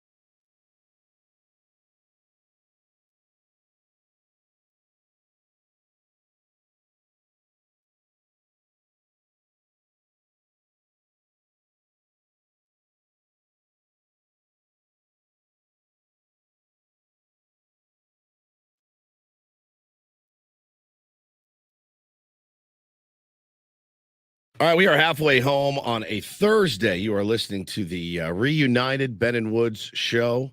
We've worked through our issues, and we're here. Ben gave me a foot massage at 6 a.m. to atone for his sins. Anything to get back in your good graces. Which is, very important. Somebody said in the chat yesterday, I knew this would blow back on me somehow. Well, Woods, it's your fault that Ben felt pressure to do the show because no, it's not. He said I've created a toxic, not toxic, but a work comes first attitude. And I said, you're out of your mind. I take plenty of vacation. It's your fault that I like my work so much. Exactly right. That I kind of want to do it even when I'm on vacation. But when push came to shove, I didn't even have headphones. I thought I had a headset. All I had was a handheld microphone, and 4 hours. I didn't even bring earbuds. I was gonna have to borrow like earbuds from my kids. You don't have to lie to us. I know. It just got too bad. It wasn't gonna happen. So yeah. But it's good to be back today. It's good to have you back. Thank you. Good to have you back. I've lost my voice. I talked so much the last 3 days. It's a lot. But yeah, I said it. I don't know how national hosts get on and just talk for that long. Nobody does 4 hours in town. We're the lucky ones. We do more sports. You know that? Did you realize we do more sports radio than anybody in this town? Period. Right? Yeah. Oh, yeah. It's not particularly close. It's not. We do more sports radio before 9 a.m. than most people do in an entire day. That's exactly right. And we don't always talk about sports. No. That being said, so I'm proud of that fact, but it's hard. I got through the day yesterday, and then I had a meeting, and I had my therapist. All I did was talk all day. And then I got home, Bo was peppering me with questions, and I'm like, I need to rest the pipes. It's a Throwback Thursday. What is our time slot history? When we started, God, what? We were 6 to 9 for like 3 weeks, and then it was like a month. Maybe. No, at the old across the station, street. and then they switched us to 6 to 10, like we are now, right? We went 6 to 9, then we went 6 to 10, and we were 6 to 10 until that station went away.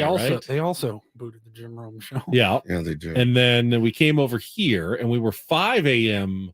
to 9 a.m. at the beginning. I would do that again in a heartbeat. No. Actually, we were 5 a.m. until 9 a.m., and then we switched to 6 to 10. Yes. But then for a while, the 5 a.m. hour was just kind of a best of hour, and we were kind of live from 5:45 until 9. Yeah. We do the foreplay before 6. We did. And then jump into the show 6 to 9. Yeah, we actually did for a few weeks. We did a full best of hour from 5 to 6, and we started at 6 and went until 9. And then I hated it because I was here. I just wanted to get on it. I went to a wedding and came back, and by the way, we changed. We have 5:30 now. And then we negotiated 6 to 9. Had for 3 months, 4 months. I think we always have the best of hour, even when we were doing 6 to 9. I don't think there was ever a non 4 hour. No, we show. didn't even do foreplay at 6 to 9. We just cranked right into it. Remember, we booted foreplay. It felt weird because then we switched over to 6 to 10. Yep. And the conversation was, you can make the 9 o'clock hour best. So we're like, no, it's like still prime time. Yeah, we need to be talking. That's when big things happen. That's right. Like it was our 9 o'clock hour when the Manny Machado news broke. That's exactly right. Several years ago. That's exactly right. And it is a Throwback Thursday. It is. So we always like to go back into the vault. Paulie looks back and either 1 to 5 years to see what we were doing on this date or this week in the past on Ben and Woods. And I don't know where we're going today, but Paulie says he's got one for us. Well, speaking of early times in Ben and Woods history, we're going back to June 18th, so 3 days away from this anniversary of 2018. Wow. Long time ago. 6/18/18. We were not even 3 months as a show. Correct. Late March of 18. So yeah, not even 3 months as a show. And you guys remember Andy Green got into it with umpire Joe West. Yeah. And was wrong. And cameras on the field, the microphones on the field, picked up Andy Green just giving Joe West the business. I mean, that was the day that I realized Andy Green is not the right man for this job. his trash talking was. It seems unfair, but as a manager, you've got to be able to command the room, whether it's the dugout, the umpire. He's a man. You got to be able to have everybody's attention and respect. He's a man that's been. It's not like they plucked him, out of dominoes. So you have a good baseball mind. He's been in baseball. He played in the minor leagues. He's been around baseball his whole life. Mm-hmm. You're supposed to have good chatter when you've been around that long. It's not the first time he's yelled at an umpire. You may be wrong as a manager. Often you definitely will be. That's a guarantee. I don't think it had happened yet at this point in time. I think it was probably the next season. But remember Aaron Boone? My guys are effing savages that in was the box. amazing. I mean, exactly. he laid into that umpire. Incredible. Aaron Boone hadn't had any managing experience. Right. Like it's good chatter. Yeah, it's good chatter. Andy Green's not so much. Oh my God, and so this clip from June 18th, same week of 5 years ago. Okay. It's just titled Woods Makes Fun of Andy Green. If Ben Higgins was the manager of the San Diego Padres, it would have been saltier than that. Trust me. You gotta leave right now, and I'm not coming back, but you will just keep messing up, Joe. And I'm going. Darn it. No, Pass. I'm going now. And you did this. Did it. That You're was gonna the game blow it. that was the game they won. So, I guess he inspired the team to come from behind and win that one. I with his have fiery exit. Again, Twitter, while sometimes I'm so in line with what's happening, that night I was like, oh my God, I can't believe he's being lauded for that. Don't worry, I'm leaving. Yeah. Don't call another call. I'm going to go right now To my office. to my office and we'll read some statistics, and you will just be out there on the field just making stuff wrong. Don't worry, I'm leaving, Joe. You can go call another call. It's terrible. It's just Oh, I feel the same way 5 years Gets later. ejected, walks off. Don't worry, Over his Joe. I'm shoulder. leaving. You can go call another call wrong. it's the double use of the word call. You can go call Another call wrong. That's part that of it. really makes it sound bad. Have you ever written a tweet and then you send it and you realize, I'm an I idiot. used that word twice. That just sounds Don't dumb. worry, I'm leaving, Joe. You can go call another call. Oh my God, dude. It gives me the dork chills like you wouldn't believe. Oh man. It's such bad chatter from a manager. Like, yeah, I'm thirsty. I'm going to go drink another drink. It just doesn't sound right. I'm gonna go drink another drink. It's such bad chatter. It's so Joe West was probably like, good for you, nerd. Beat it, dude. Like, it's the worst. Don't worry, I'm leaving, Joe. You can go call another call. It's so bad. Don't worry, I'm leaving, Joe. You can go call another call wrong. Give me an F I'm going to go walk the dogs on their walk. Yeah, give me an MFer in there. Give me something. Give me something. Yeah, Manuel in the chat says he's the Cubs bench coach. I know he is. I know he's still in baseball. Bench coaches are supposed to be even saltier than managers Yeah, sometimes. 100%. That's why I'd be a great bench coach. But I just hated that. Man, I hated that chatter so much. And it was that moment I went, I'm not.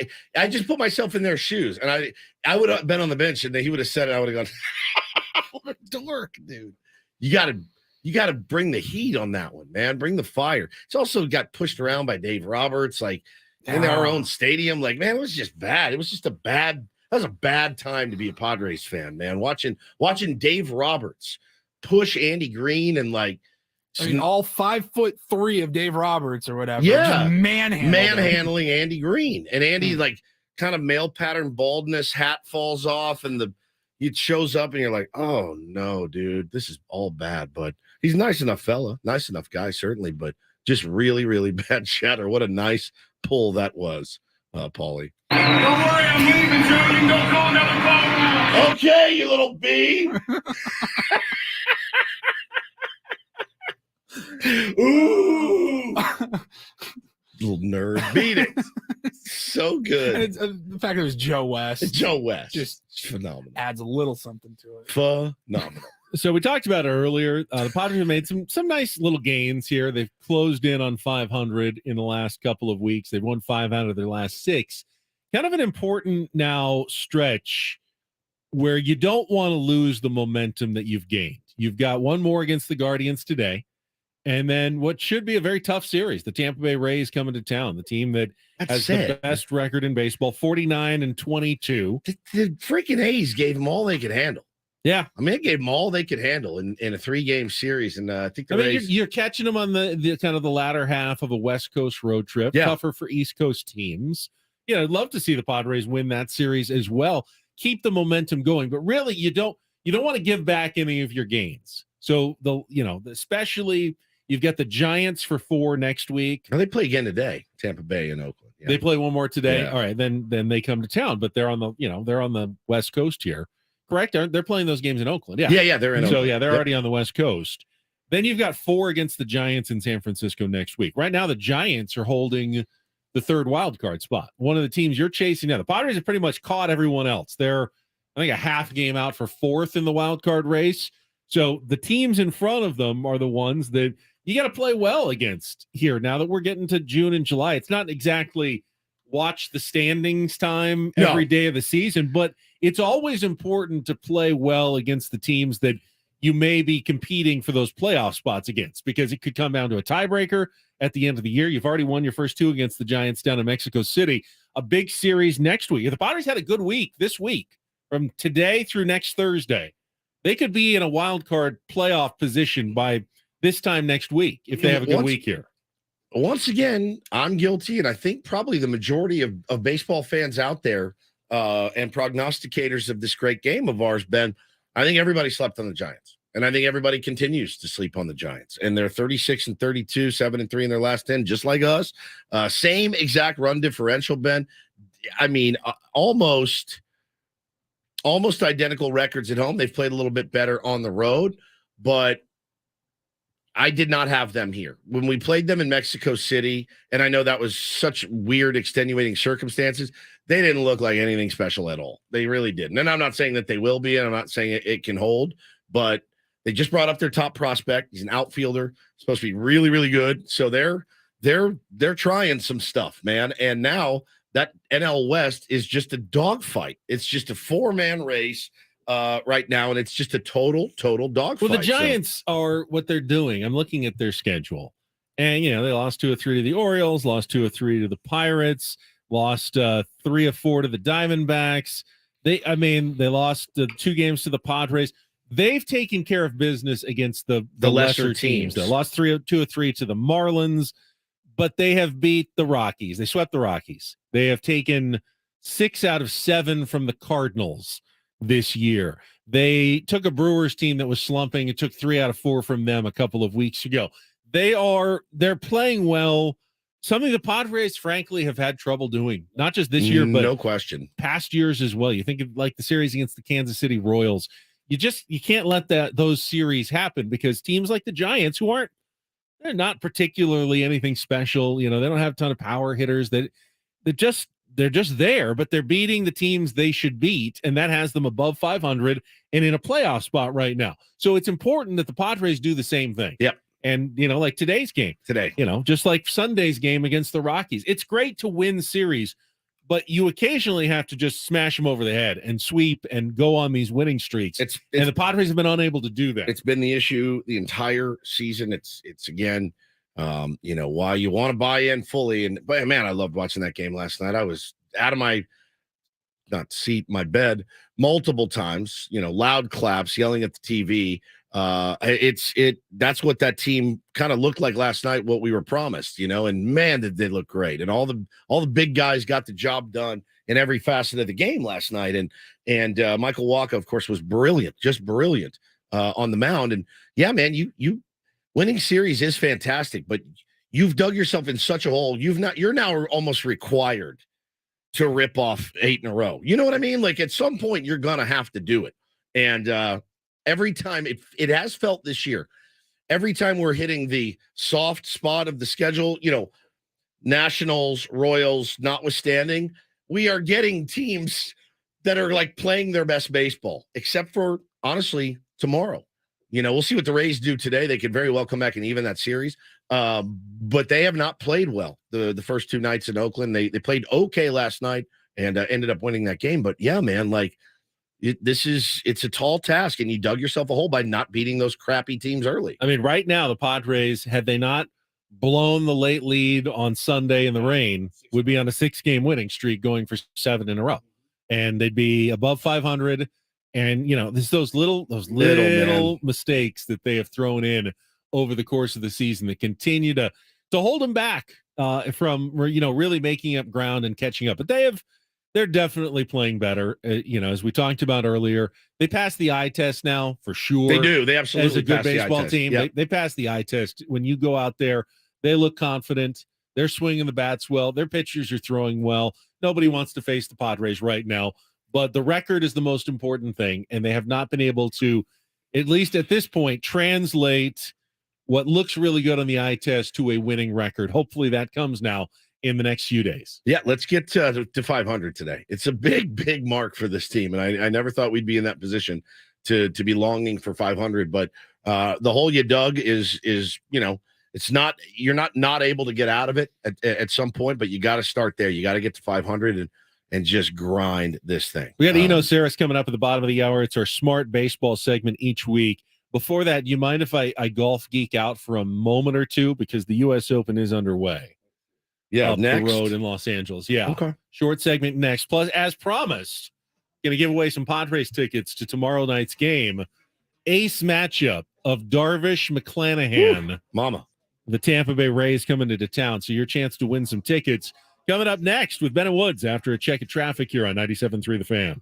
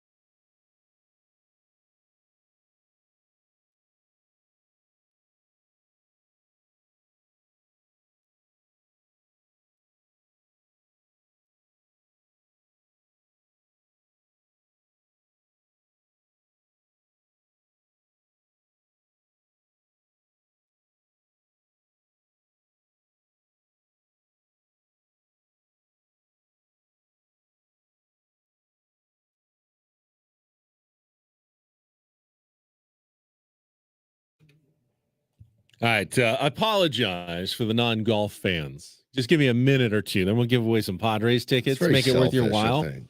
I'll do the old, what I do to Paulie. If you can just stand my 3 minutes of golf talk, I will reward you with a chance to win Padres tickets. Okay. U.S. Open is underway at Los Angeles Country Club. Conditions are so exclusive that even I have not gotten an invite to play LACC before. You mean Burt Bacharach didn't invite Nope. you to LACC? I have never played LACC, despite it. If you've ever been to Los Angeles, you probably didn't even realize that you drove through Los Angeles Country Club. It goes right through Wilshire Boulevard, right in Beverly Hills there. Like, is central to Los Angeles, and you can't see any of it. It is completely hidden from view if you were just driving around. But there are businesses and buildings everywhere, and you'll just go through this stretch where there's just kind of big fences and plants, and you're driving along, and you just passed LA Country Club, and you have no idea. Been there for decades and decades, one of the most exclusive country clubs in the country. Never opened their doors to a major before. Haven't played a professional tournament there since like 1940. Good Course Lord. has been redesigned and restored in the last 10 years by Gil Hance Love to his like work. some of the original stuff. It looks spectacular. What's got me very excited about this U.S. Open, though, it's just the third U.S. Open history and the first in like a century with 5 par 3s on the course. Yeah. And these are some of the most interesting par 3s. So There's some short ones, right? so there's some long ones. Long ones. There's a 290-yard par 3. Good. There's a God. 270-yard par 3. Now, they're downhill. I mean, some of these guys might even hit a long iron into these holes because they hit Who's the ball hitting a so long far. iron 270? 290. Rory, you can downwind, downhill. They might be able to hit like their long driving iron on a couple of these holes. But there's also one that has a big like crescent shaped green. And if they put the pin right in front, like 78 yards. Just Oh my God. But It's like Loma Santa but Fe. so narrow because if you hit it 70, you're dead short. And if you hit it like 85, you're dead long in the rough. So you have to absolutely dial it in perfectly. Paulie would be so dead. Like tough On as that, 78 he has yard shot. He can't hit his highest lofted wedge less than 120 yards. Yeah. You'd putt it. But you can't because the rough is so thick and it's there's no fringe on the green. It's It the goes right course- from green to like super rough on You most of the guys, holes. They showed a little demo on Instagram of a guy standing on the left side of one of the fairways, on the fairway, and he dropped 3 balls. And these balls rolled down across the fairway 100 yards, like not 100 yards, but 70 yards just across the fairway. And you're going, I hit the fairway. Like I should be fine. No, you have to hit, not only you have to hit the fairway, you got to hit the right side of the fairway. And it looks so challenging. I can't wait to watch this. The U.S. Open is always a banger. And with all the stuff going on in golf right now, it's going to be even better. Yeah. I mean, now ultimately these guys are so good, and the fact that we're getting all this June gloom is going to keep the greens from getting ridiculously fast. Everyone's saying so. Yeah, the winning score will probably still be 5 to 10 under par. It's not going to be one of those U.S. Opens where 2 over wins it. Yeah, which I always like when they're just absolutely S shows, just torture fests out there. But I don't think it'll be that bad. But there'll be some 80s when guys are just crying after the round about how this is unfair. If you're not on your game, there's going to be some high numbers. If you're on your game, Max Homa has the course record. He actually got to play it in a college tournament about 10 years ago. Shot a 61 out there. So there Jesus, my Lord. There are now it wasn't US Open setup, right? But there's probably some 65s, par 70. So there's probably some 4 or 5 unders out there on a day or two, and you play well through the week. You can probably get it close to 10 under par. Right now, the leaders are Jacob Solomon, amateur Omar Morales, and Dylan Wu at 2 under early in the tournament. A couple of the big names have teed off. Ricky Fowler's 1 under, birdie the first hole. You've got guys like Justin Thomas and Sergio Garcia just started their round at even par. It's a long day. A lot of players in the field. The tee times go until 2:27 this afternoon. So they are underway at the U.S. Open at LA Country Club right now with Matt Fitzpatrick as your defending champion. I took Brooksy in my Pick'em league, so I'll be pulling for Brooks Koepka. Good ball strikers always. I mean, Scotty Scheffler's got to be a good pick. Yep. If he makes any putts, he's almost unbeatable. Right now, he's just not making anything. So that'll probably determine if he wins or not in my mind. All right, the natives are getting restless. It's time to give away some Yes. Padres tickets. Yeah, we got a pair of tickets for tomorrow's Padres-Rays game. The Force Awakens at Petco Park for Star Wars weekend. Fun starts tomorrow night with a Star Wars-themed beer fest, $5 drink specials, and live music. Go to Padres.com for tickets or be the fifth caller right now at 833-288-0973. Fifth caller wins a pair for tomorrow night's Padres-Rays series opener, 833-288-0973. And we're back with Eno Saris, our Smart Baseball segment, next on San Diego's #1 sports station, 97.3 The Fan.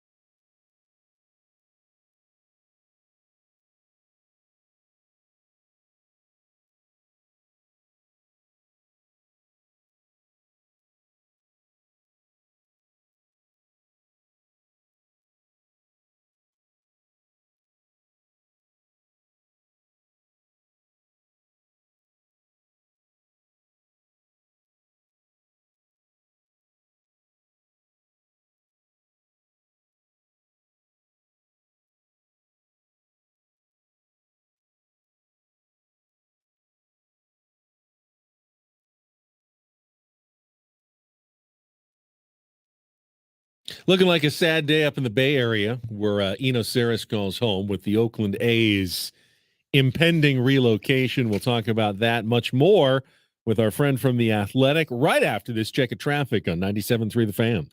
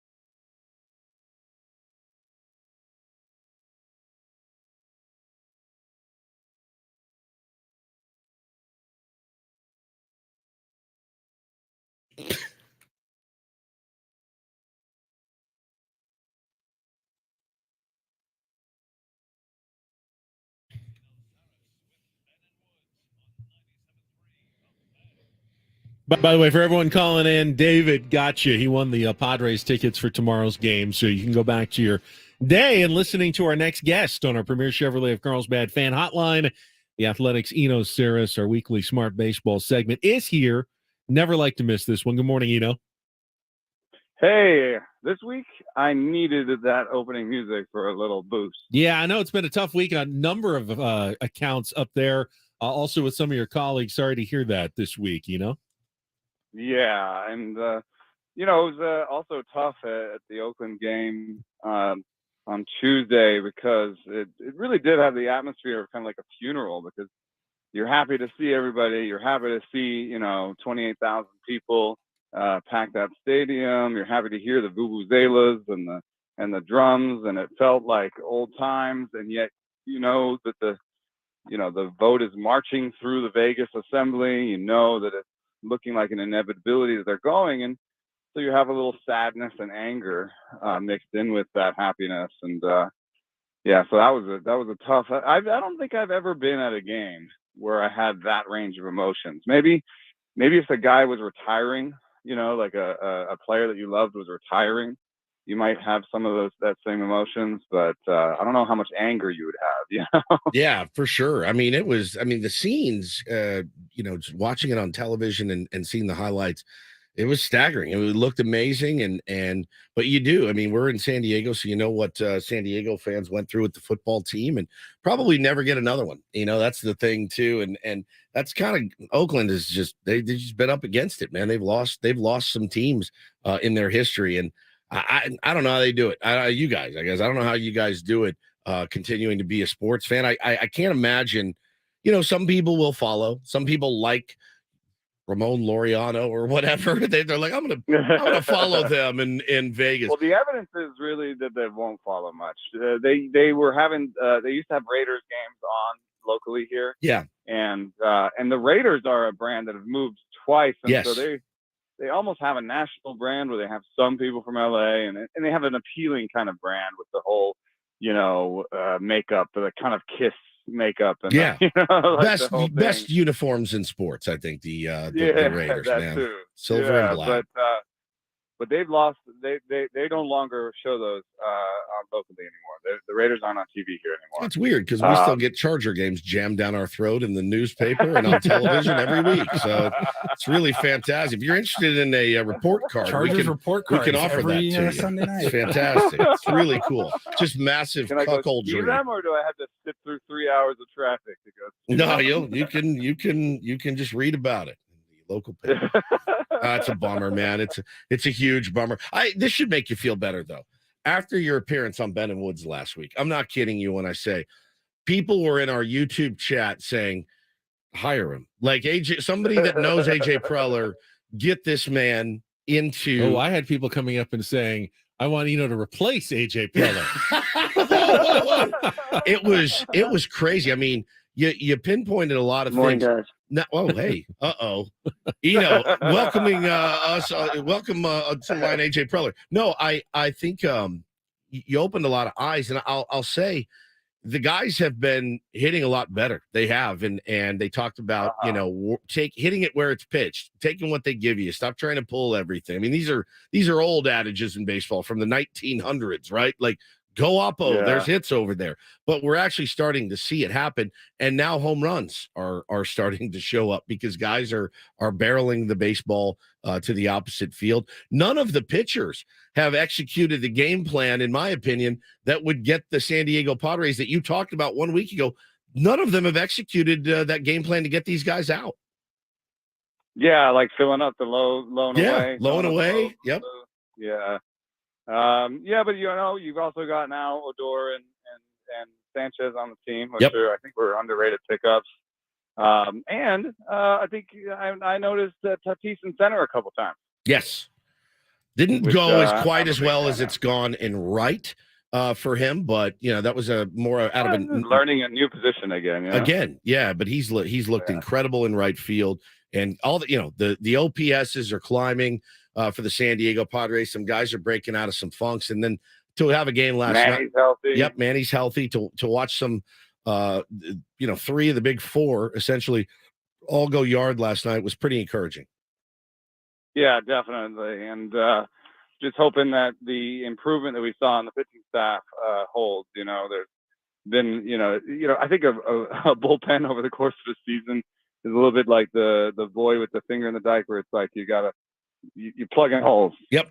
Plugging holes you're every day. Guys up, moving guys down.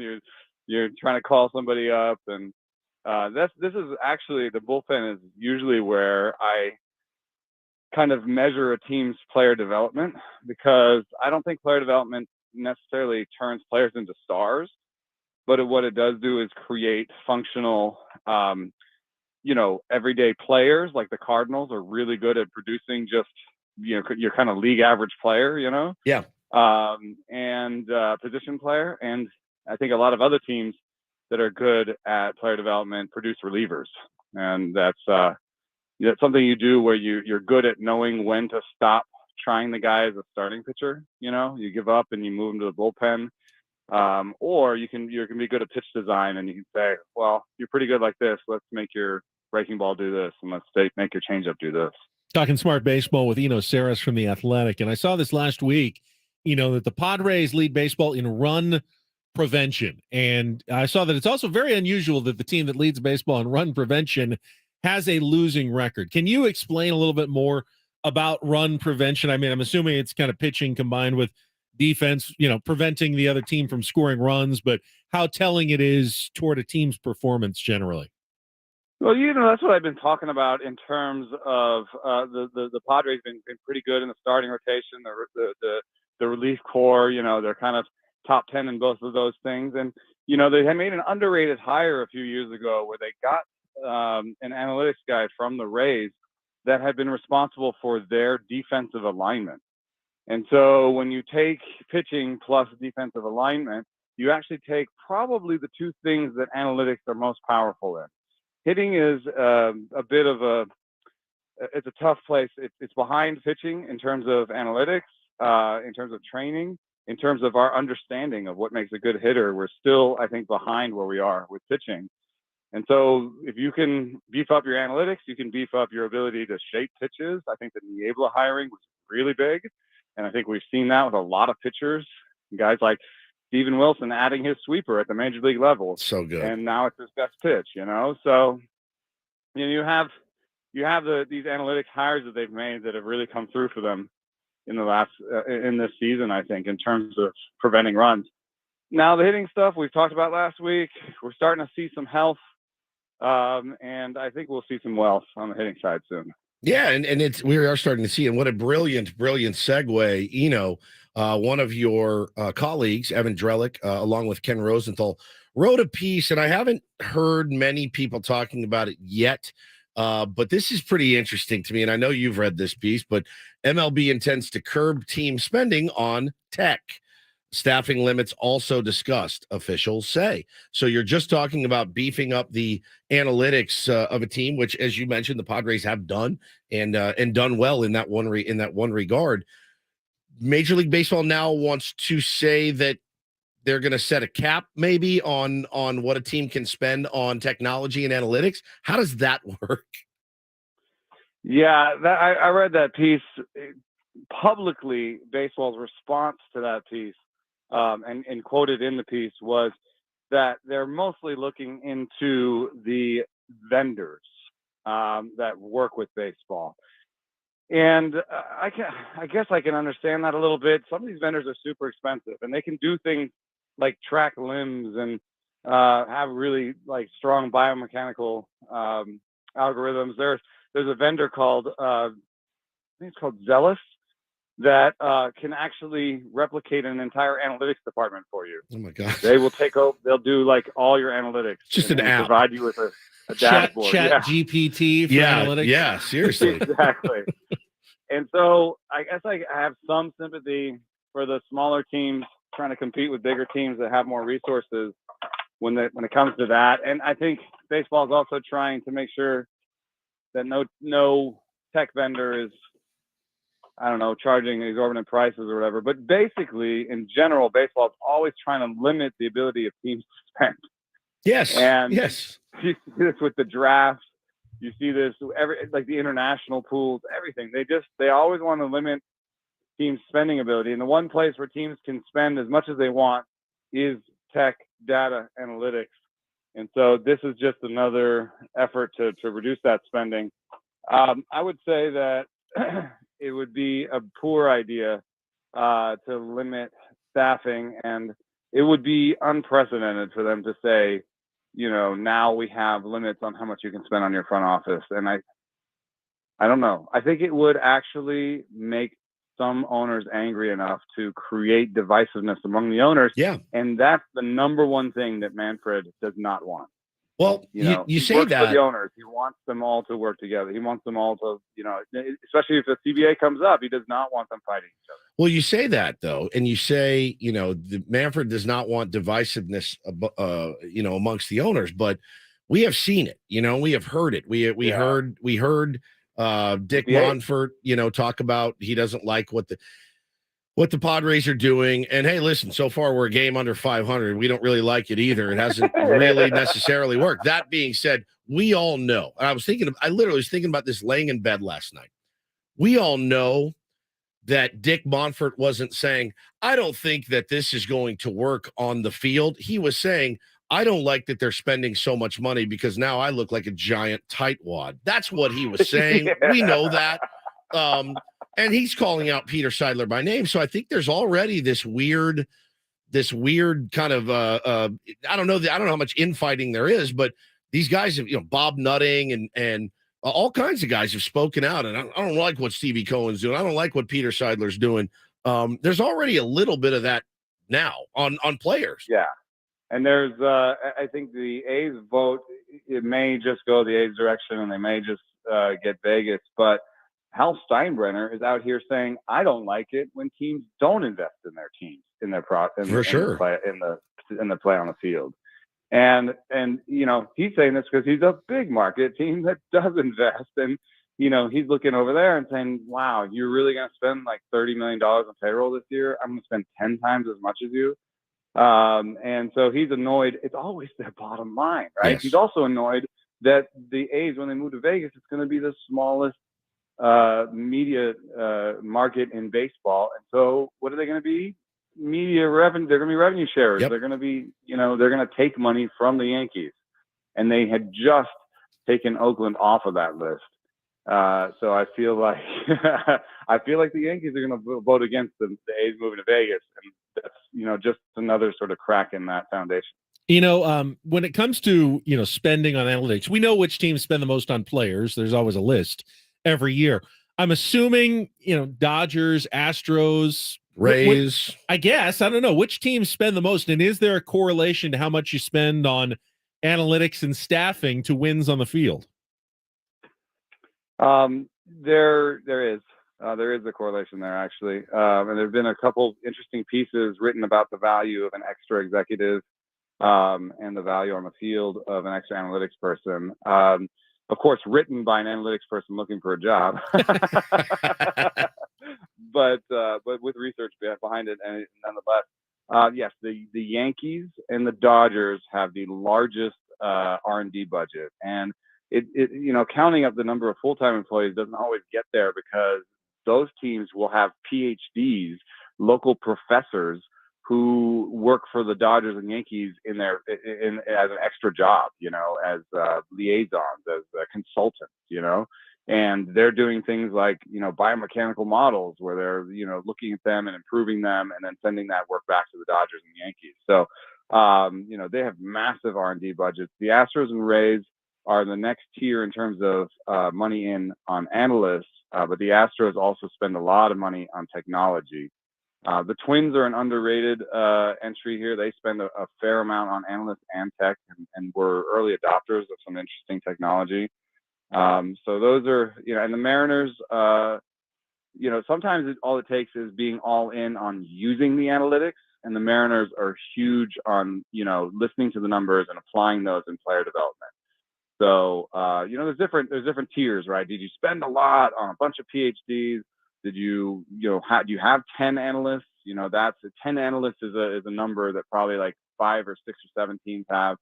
And then do you listen to those analysts and apply it in every step of the way? And that's the strength of the Mariners.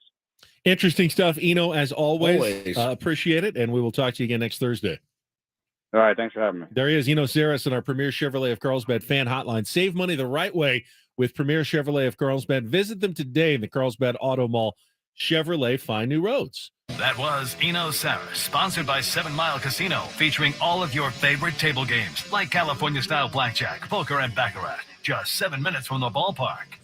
One thing that he pointed out that I was kind of nodding, I didn't mention it at the time, but the alignment, the positioning of the Padres defenders, it feels to me like that's right. That oftentimes it feels like the Padres outfielders are in the right spots. Yeah. It's not magic. It's not luck necessarily. I mean, there's some of luck to it, but it's also, there's a lot of planning and positioning and coordination with the pitchers and how you're going to pitch a certain guy, which is going to influence where is Juan Soto going to be standing? Where is Fernando Tatis Jr. going to be standing? How far towards second base will Ha-Seong Kim be standing to maximize the chances that they'll be able to make a play on the ball? Now, they're also really talented players who then expand that range as well. Ultimately, it turns the Padres in to a very, very good defensive ball club. Yeah, there was a play last night in the infield where somebody hit one for the Guardians, like Jimenez maybe, and I went, oh, crap. And Manny's right there. He was in, kind of guarding against the bunt, and it was right at him. I'm like, oh, my God, how would you even know to be there? It's just, it's not luck. It's not luck. There's a lot that goes into that. I that's encouraging to hear as a Padre fan, that's something that when you often hear we're a little bit behind on some areas or we're not listening to the right people. They bought 100 new batting tees, I think. So that's good. There you go. Yeah. All right, we got 1 hour to go. Paulie's going to get us some headlines in the Reindl Report. Coming up next at San Diego's #1 sports station, 97.3 The Fan.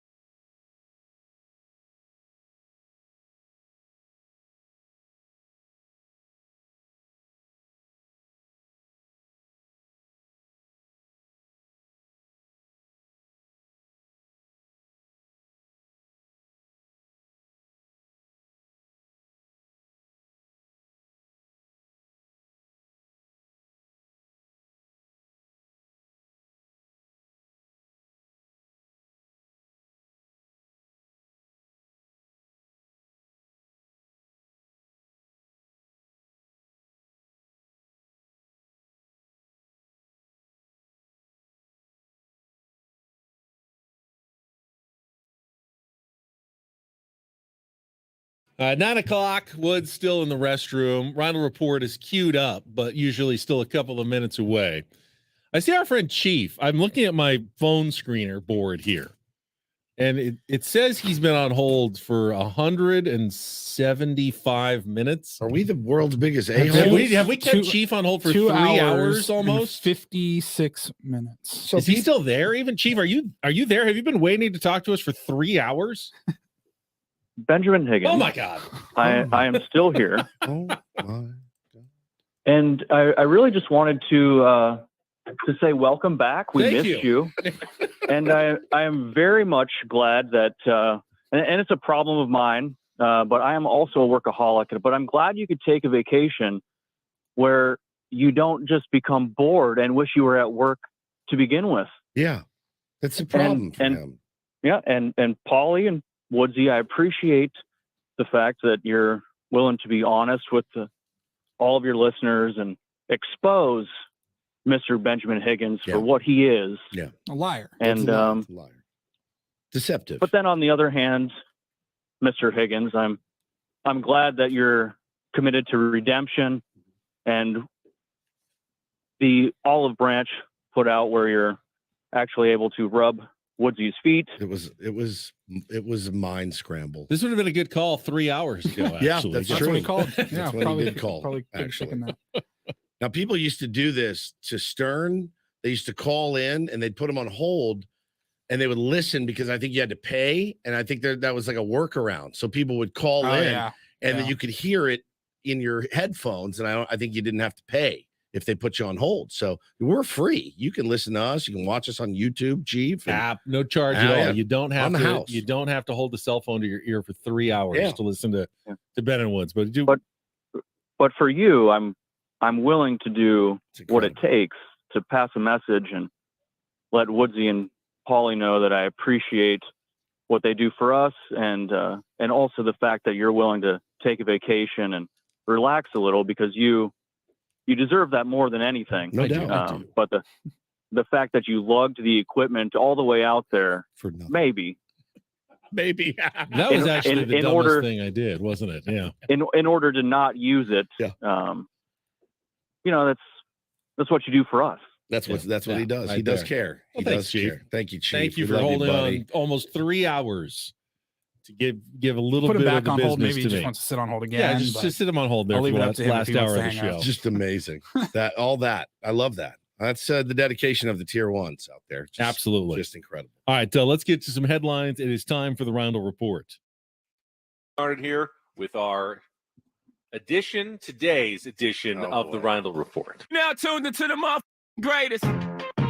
Welcome to the Rindle Report with Paul Rindle. Hi, Paul. All right. 2 stories from the world of sports that we haven't gotten to yet. We'll start off in Major League Baseball. And 1 story that you didn't know you needed. Are you laughing, biatch? It's the Rindle Report Hey, Paul, how you doing? Okay, how are you? on 97.3 The Fan. Are you ready to bless the mood? I need some help, please. That was good. Can I get a yeah? Oh, yeah. All right. All right. All right. Question for you on Tuesday morning, was the Denver Nuggets winning the NBA title just a Rindle Report headline? No, we mentioned You it got one to it. time. Okay. Well, I mean, we mentioned it for 17 seconds. Yeah. Max. That's it. In We a probably played 4-hour some. show. Probably The whole played the great Jokic audio. There you go. The whole first hour was just You were a dead have man. you listened to it? No. Oh, The entire first hour. it's 1 I mean, hour, 6 to 7. The first 30 minutes, we just Obliterated. we had a tell-all, It was a tell-all. and then we It was had an you call expose. in. And then I called in. Yeah, it was timed out perfectly. But we mentioned it early in the show, and then on the Rindle Report we played the audio of Jokic, who I don't know if he's playing along at this point or not, but he's known for getting the hell out of here as soon as the season is over. Like Call it the Will Myers here. The Will Myers. the strike 3 and the plane for has a North plane Carolina booked is that night. gone. I mean, it's 14 minutes in and out, no shower, in sliders, back to North Carolina, that was always the rumor about Will. Right. And the audio that we played of Jokic was at the podium that night after the celebration. So good. He's sitting there, and they asked him, "Are you looking forward to the parade?" When is and he goes, parade again? When is parade? And you hear the PR person next to him go, "It's on Thursday." And he puts Oh, hands on no. his. He goes, "Oh, my." Oh, He's like, no. "Oh God, I Like, must go home. I must go home." It was He was just sentenced to another 4 days in it Denver. was like 2 days. It was like 24 hours, basically. Oh, this was not planned, but I have another Jokic story. Oh, fantastic. I was going to save it for my second story. We'll start here.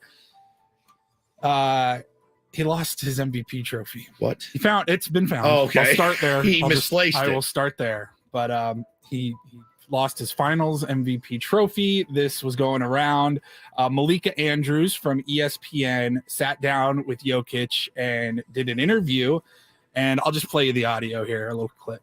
The first one to come in without the trophy.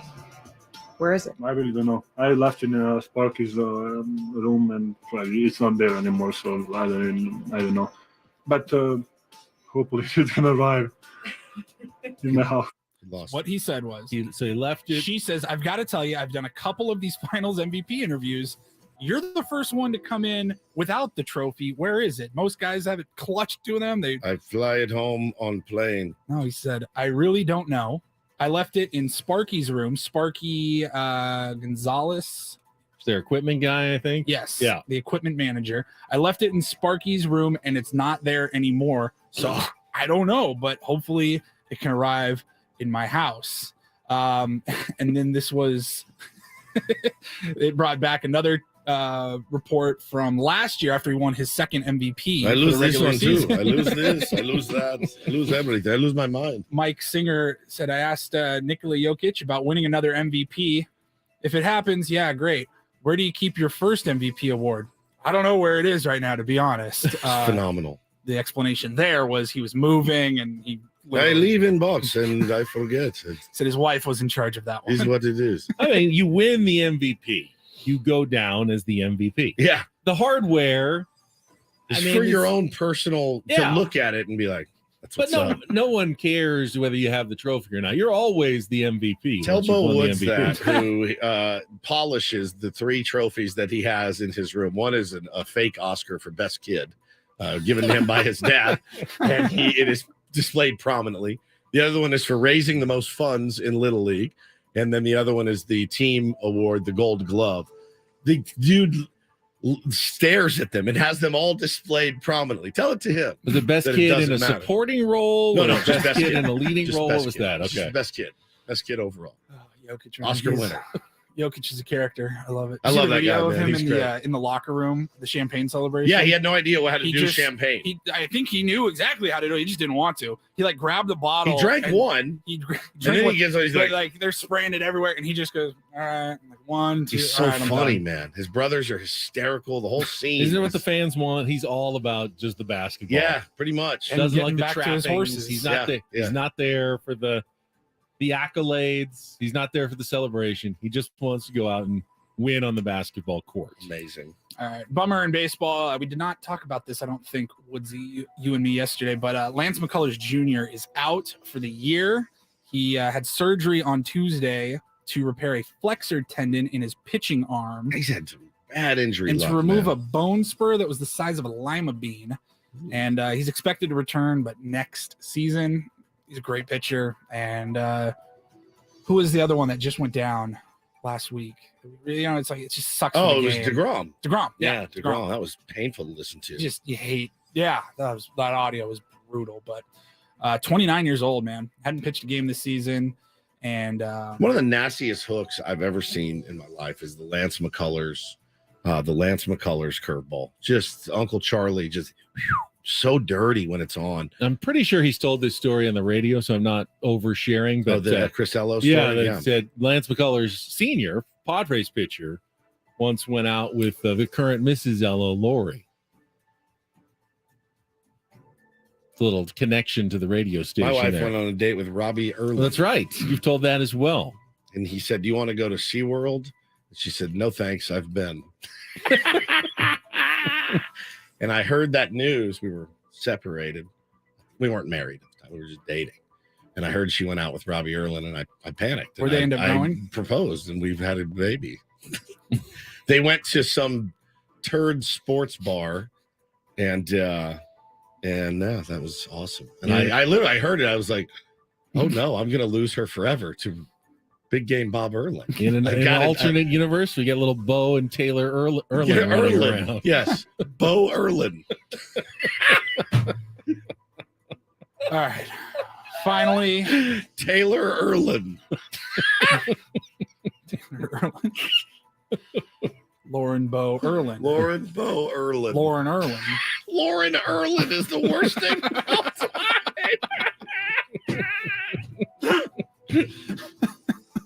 Wouldn't have worked. Finally, Ben, you were out. We talked about baby Gronk a couple of days ago. God, Paulie. And a dad. Now, I've seen some of these. This is not about baby Gronk. We talked about the dad, and is he doing this for clout? I'm pretty much trying to ignore it. Like I see that story, did. I just scroll past it. I do not want to know anything about baby Gronk or his dad at all. It's gnarly. And I got so bad. This story is incredible. I've got another father that's out for clouts. Says here on the New York Post, father fakes his own death to teach family a lesson, then shows up at funeral in a helicopter. Hey, there's video. Well, there's video because he's a TikToker. And what's he did this the all lesson to put this that he was teaching? First of all, it's a man, David Berton, a guy in Belgium. Belgium. Belgian man, yes. Oh, a Belgian man. Belgium. He coordinated this, so he coordinated it with his wife and children. So they were in on the prank. They were in on it. So the kids were? I thought it was just him and his wife. This says along with his wife and children. Who's learning the lesson then? The rest of the family, the extended family, his friends. Who cares about like cousins and stuff? Does anybody really care about their cousins? So yes, of course we care. Okay. So one of the children, it says here, one of the children like went on social media and wrote a tribute to her father. Right. So like they were Fake in on it. Tribute. Like rest in peace. Rest in peace, Dad. Shout out to your family. Shout out to me. And yeah, rest in peace, Daddy. I will never stop thinking about you. Why is life so unfair? Why you were going to be a grandfather. You still had your whole life ahead of you. I love you. We love you. We will never forget you. And they had a fake funeral. It was held outside of near a lake in Liege last weekend. And there were dozens of friends, extended family members, everybody wearing black. It was a funeral. They had they no thought idea. He was dead. They were waiting for the ceremony to begin when a GD helicopter comes flying in and lands on the field next to where they're having the funeral. Here I am. There's video of it all. Of course. Again, this man is a TikToker and put it out on his TikTok channel. And the guy, the dead man, apparently, along with a camera crew, hopped out of the chopper and greeted his mourners. Cheers to you all. Welcome to my funeral. And he was doing this because he doesn't feel appreciated by his friends and family. And he wanted to see how much people really cared about him. He is doing this for This is what he said. Yeah, that's the only Guess what? reason. His friends and family now hate him. I certainly would. I If think you I put me could- through that. I could forgive. But I think I would be happy. I really do. I feel like I would be. Ultimately, I'd be like, you bastard, but I'd be really happy. Also, why the helicopter? I mean, if you're gonna fake your own funeral, you come out of the coffin. You come out of the coffin. You jump out of the coffin at the end. There when you can't be any other way of surprising anybody other than jumping out of the coffin at the end. That's when they get mad at you. But He the says- helicopter grand entrance. Part of the logic from him was what I see in my family often hurts me. I never get invited to anything. Nobody sees me. Probably because you're a clout chasing turd. Right. We all grew apart. I felt unappreciated, Burton said. That's why I wanted to give them a life lesson and show them that you shouldn't wait until someone is dead to meet up with them. He has about 165,000 followers on TikTok, and he's claimed that some of his loved ones, friends, and family have reached out to him since the prank, adding it, quote, proves who really cares about me. Those who didn't come did contact me to meet up. So in a way, I won. They did this bit on such a clown. They did this bit on Curb Your Enthusiasm, and who They was the did? guy? Yeah, and it was, but he didn't fake it. He was having a living funeral, which I think is a decent idea, but it's also very look at me. He had everyone show up dressed in funeral garb, come up and give speeches about him. It was Albert Brooks. And he's in the room. He's sitting in the front row, and they're like, Albert was Larry's like, what am I doing? I don't know. You're not dead. I don't know how to, eulogize you properly because you're not actually dead. So, but wouldn't it be nice to know what people really thought of you? No? Yeah, fair. I think it's an awkward conversation, though. We have to call the guy and apologize for not going to his funeral later.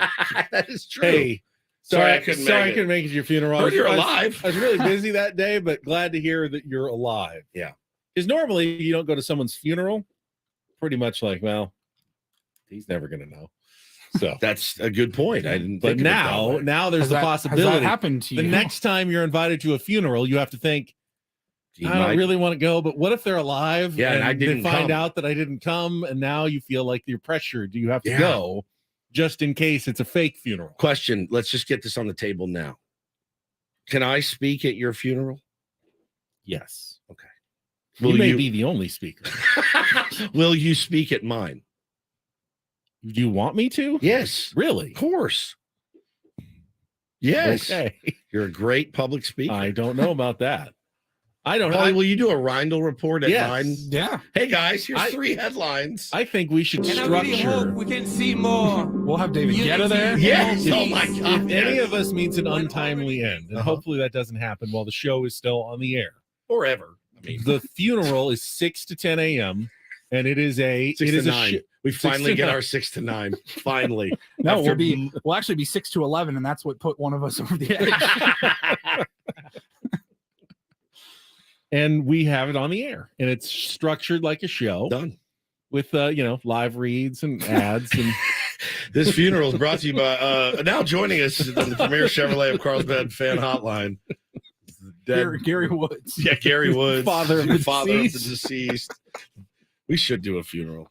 We should just do one. Maybe around when the baseball season ends, we have nothing to do.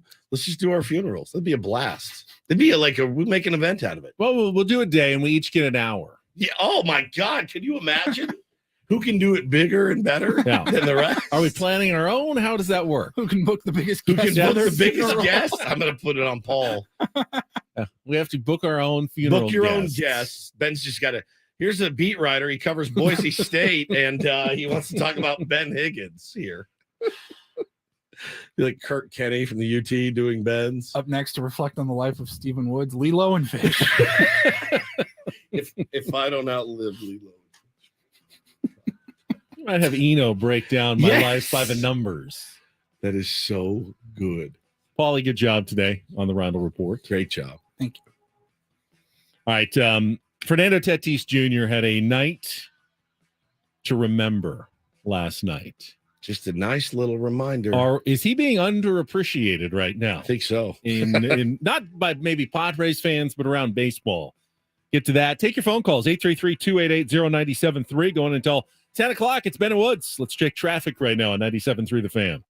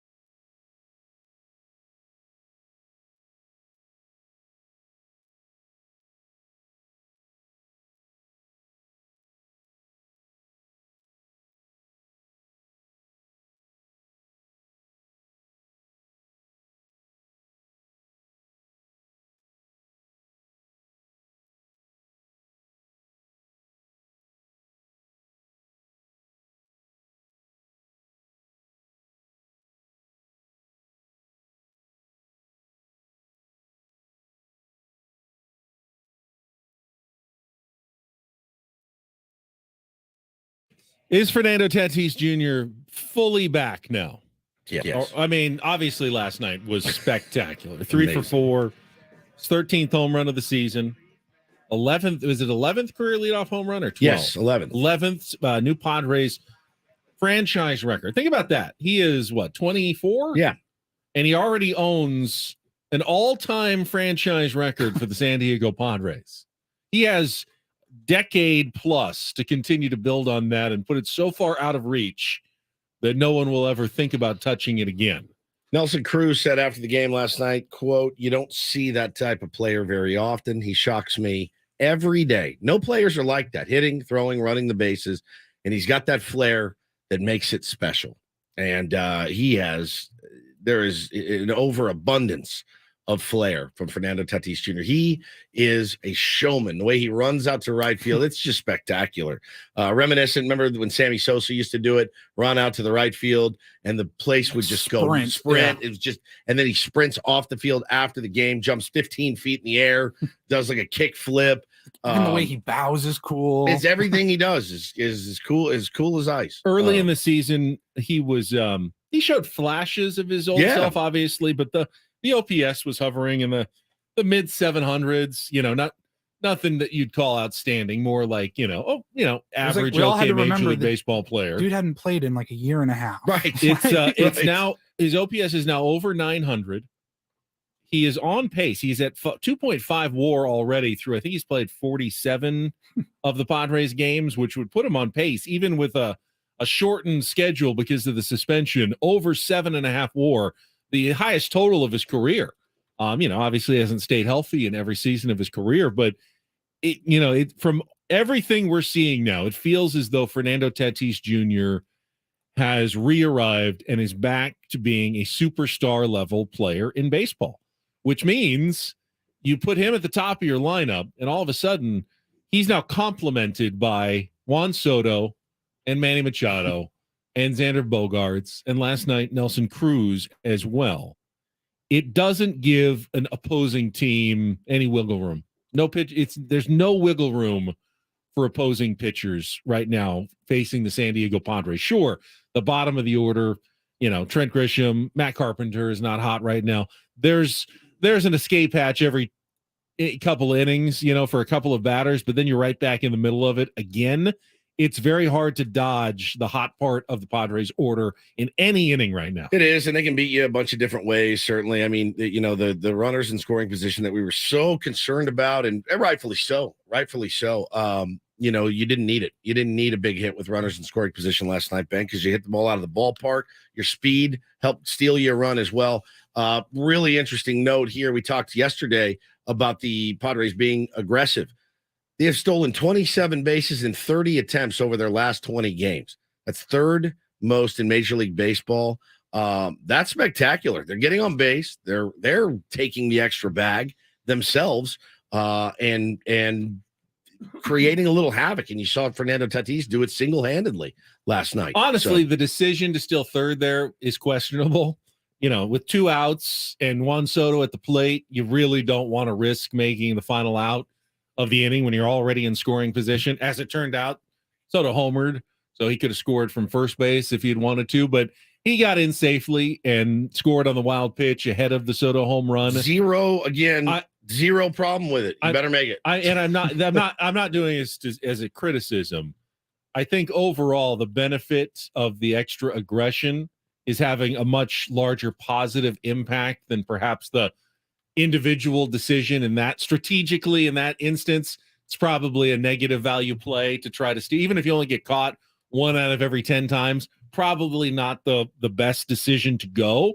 But for the atmosphere, the vibe of the team right now, I like seeing them push it. They're a better team when they're aggressive and they're taking some chances and they're pushing things rather than, as we saw earlier in the season, waiting for things to happen. Well, and I mean, just cleaning up some of the slop. Remember when they were in their sloppy phase and getting picked off, and really didn't seem like their heads were in the game necessarily all the time. I mean, just really bonehead mistakes. Yeah, there's a fine line between aggression and mental mistakes. No doubt.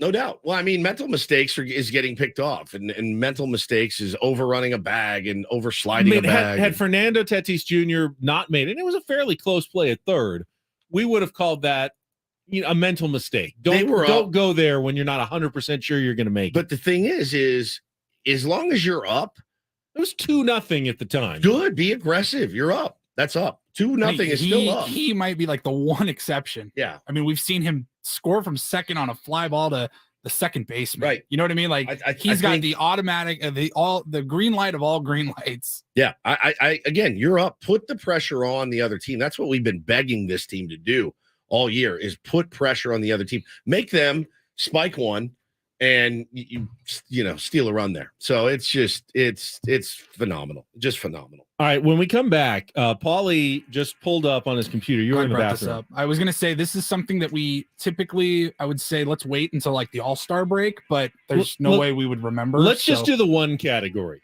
Okay. The Padre player who has overachieved the most this year. We made predictions. At the answer is fairly obvious who it is. You have the predictions. But we have the people that we all predicted it would be. It was like the day before opening day. We made predictions, and I made a note of it so we could go back and revisit. We did individual leaders, like the home run leader for the team. Save those for the later. RBI leader, team MVP, and then the fourth category was the biggest overachiever. I think that's a slam dunk right now for this team. I mean, is it? There's like. You'll know who it is when we talk about it. Okay. Coming up next with Bennett Woods on San Diego's #1 sports station, 97.3 The Fan.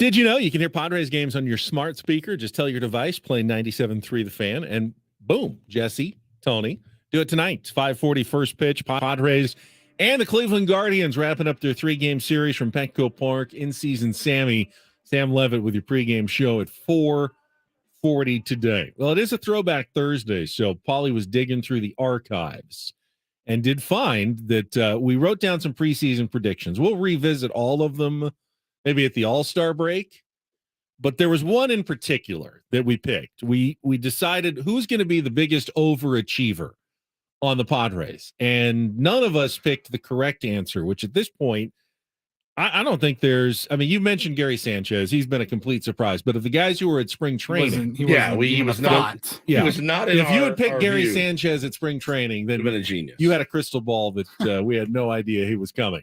Michael Wacha has been the biggest overachiever for the San Diego Padres so far this season. It's been unbelievable, man. Unbelievable. Yeah, 100%. I mean, better than good. Yeah, he's potentially an all-star for the San Diego Padres this year. He was the National League Pitcher of the Month for May. I don't see how he's not. And he's been almost as good here in June as he was in May. If he keeps it going for a few more weeks, it'd be a crime not to send him to the All-Star game. 6 2/3 innings last night, 4 hits, 1 walk, 5 strikeouts, improving his record to 7-2.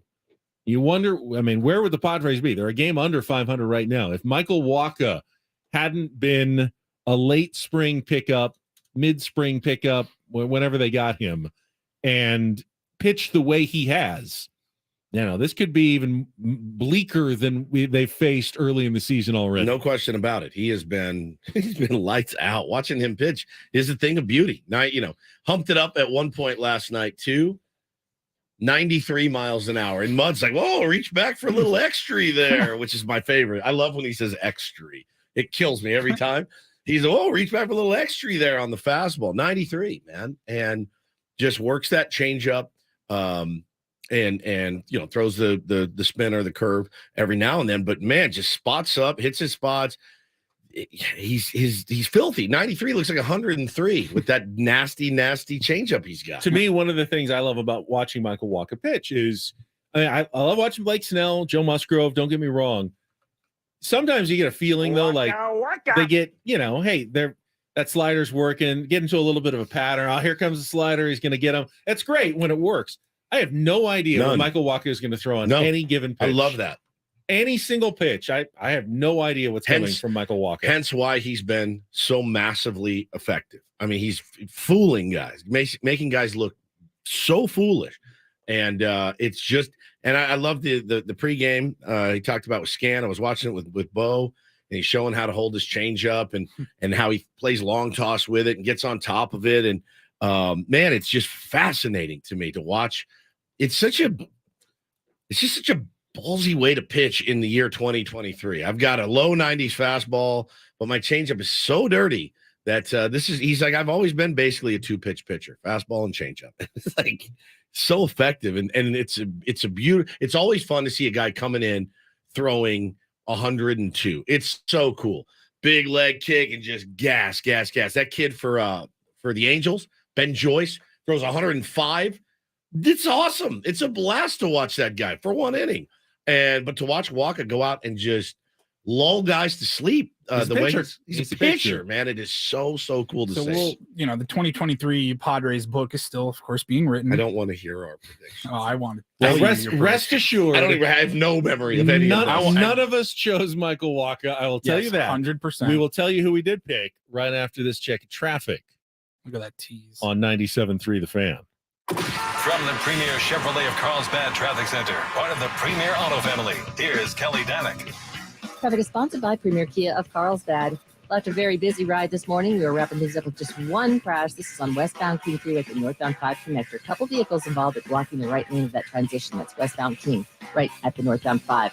With a huge selection of new Kias in stock, they're sure to have the Kia of your dreams. They're right off the 5 freeway in the heart of Carlsbad. Or shop online at premierkiaofcarlsbad.com. I'm Kelly Danick with Ben & Woods, San Diego's #1 sports station, 97.3 The Fan. All right, none of us are going to look like geniuses here for our Padres prognostication abilities. But let's go back to spring training. Paul, Who did each of us pick as our biggest overachiever for Again, the yeah, 2023 season? These were individual predictions: home run leader, RBI leader, team MVP. We'll revisit all that later after the season's over. But we did predict, biggest overachievers. Ben, you said Ha-Seong Kim. Ha-Seong Kim. He's played well. He's played well defensively, but we expected him to play well defensively.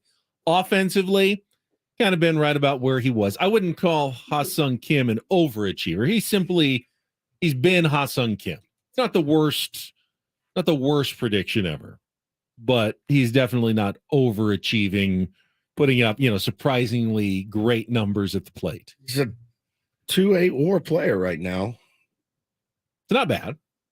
He's doing really good.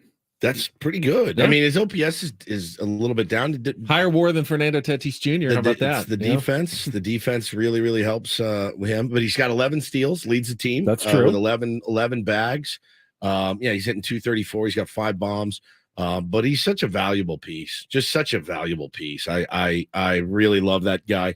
He's one of those guys that you wish for him to do well every time he's at the plate. Every single time he's at the plate. And it's those little flashes of power, or the flashes of the gap power that he displays, and to watch him just tear ass around the bases. And obviously watching him defensively is a marvel. His contributions are a little more understated. They really are. Quiet. Yeah, they are. He's a quiet contributor. Yeah.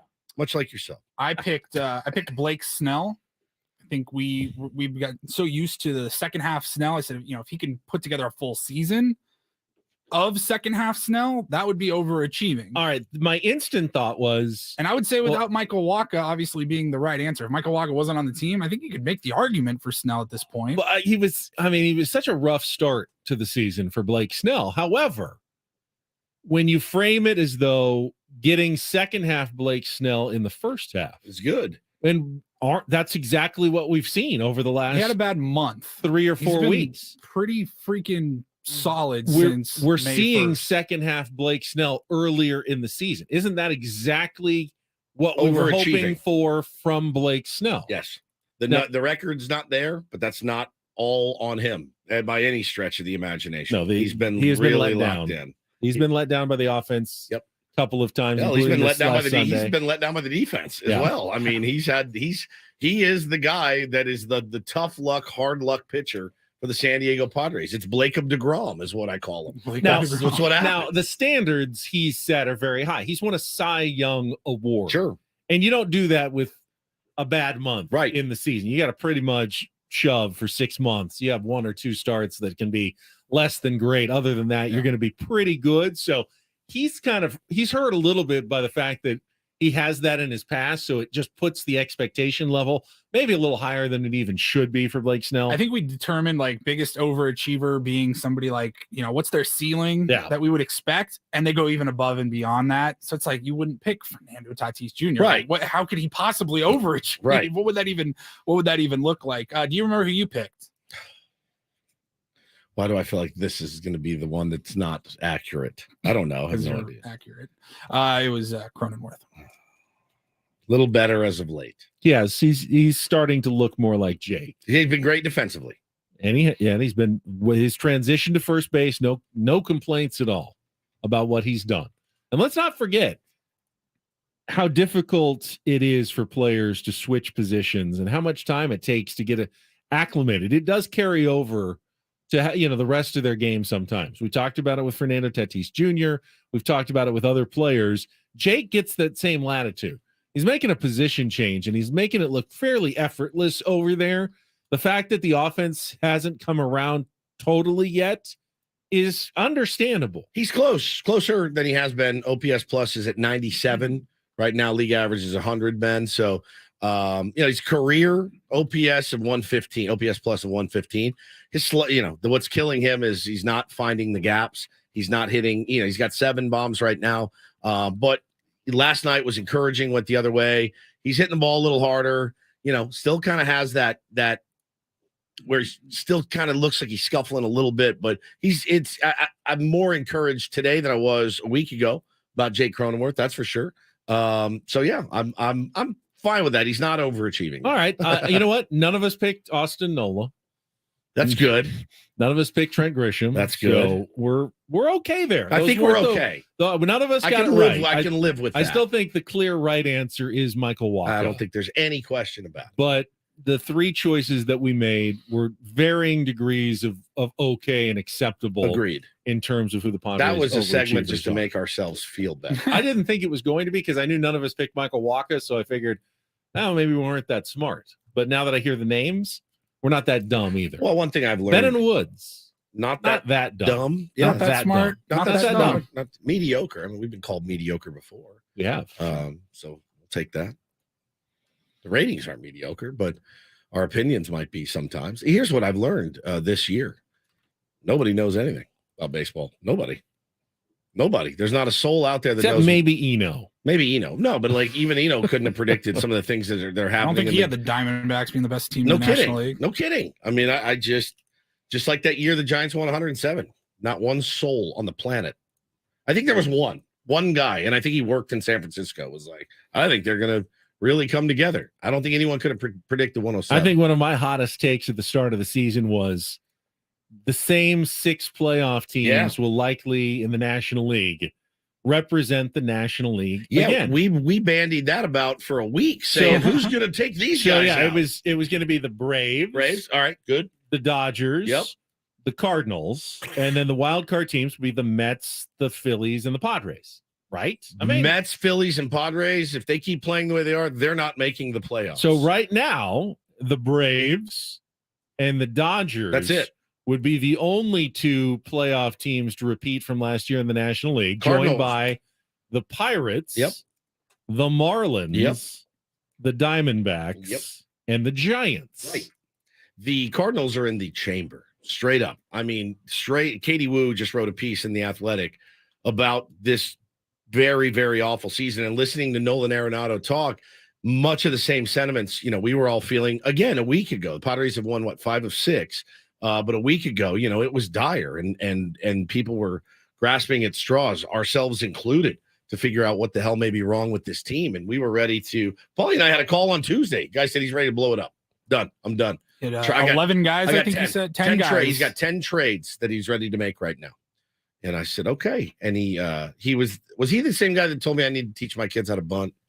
And I said, I'm on the path. We didn't have a great. It wasn't great with the bunch of calls while you were gone. Hey, we've won 2 games in a row without bunting, by the way.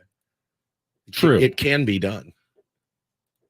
Can be done. Won a game without a hit with a runner in scoring position yesterday. Can be too. done. Yeah. It does happen from time to time. If you just play the way that you were built to play, you can win baseball games. Great game plan last night from Ryan Flaherty.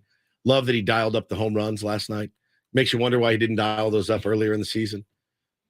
Bob Melvin obviously had them ready to play last night. How does that go? Does he sit there? Okay, let's see. Look at my notes. All right, Toddy, you're going to lead off the game with a home run. Home run That's for part of you. his- No, the Flaherty does that. He's He does. the Yeah, offensive that's- coordinator. Yeah, he's going to sit there and he's going to say, "All right, Taddy, we get a leadoff home run from you." Yep. Manny, you dialed in for one. Yep. Maybe in your second at bat. Yep. Soto, you're going to go Oppo for 1. Yeah, and then Nelly, you're going to give us some insurance late with 1. Does that sound good for Sound you guys? good. Break. 8 on 3. If we blame them after every demoralizing loss, should we then praise them after nice, solid, beautiful wins like last night? That's my question. Of course. Right. Actually, we should probably be doing neither and Correct. evaluating them at the end of the season. Hence my point. That's most Hence my reasonable point. and intelligent people Hence would do. my point. Bob Melvin, Entirely. Ryan Flaherty, Melvin Niebla, all of them. You can't just get on the flag. You can't just get on the flagship every day and go, all right, it's Ben and Woods. Padres will play today, and they got 150 more to go. We'll see how it plays out. Is the light on behind Paul? Keep the manager. Is it off? Fire the manager. Fire the manager. Right. It's so You're hired to manage a season, not one game at a time. Correct. You have to manage the whole season. yeah. It's weird. Same guys.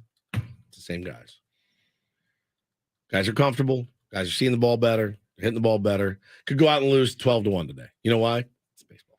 You could, although I will say one thing about these Padres, and maybe I'm putting the jinx of kiss of death. Oh, God. Turn this mic off. Do it quick. Yeah, sure, everyone should turn their mics off. You tell me, and then I'll tell you if you can give it to the air. Go. Okay, you can do that. This is a team that doesn't get blown out a lot. All right. They've done a good job. Now, they've done a terrible job. The fact that they're almost 500 despite a one-run record. What are they, 4-14 in one-run games? I mean, that is insanely bad. That's the worst record in baseball in one-run games. Usually you do that. You're dead and buried. I want to see there was one team worse. Well, I know the Guardians have lost more one-run games. That was that. But they've also won 11 games, I think, that are one-run games. They just play a ton of them. They just play a ton of one-run games. But, yeah, they have lost more one-run games than the San Diego Padres. Percentage-wise, yeah, there's no teams.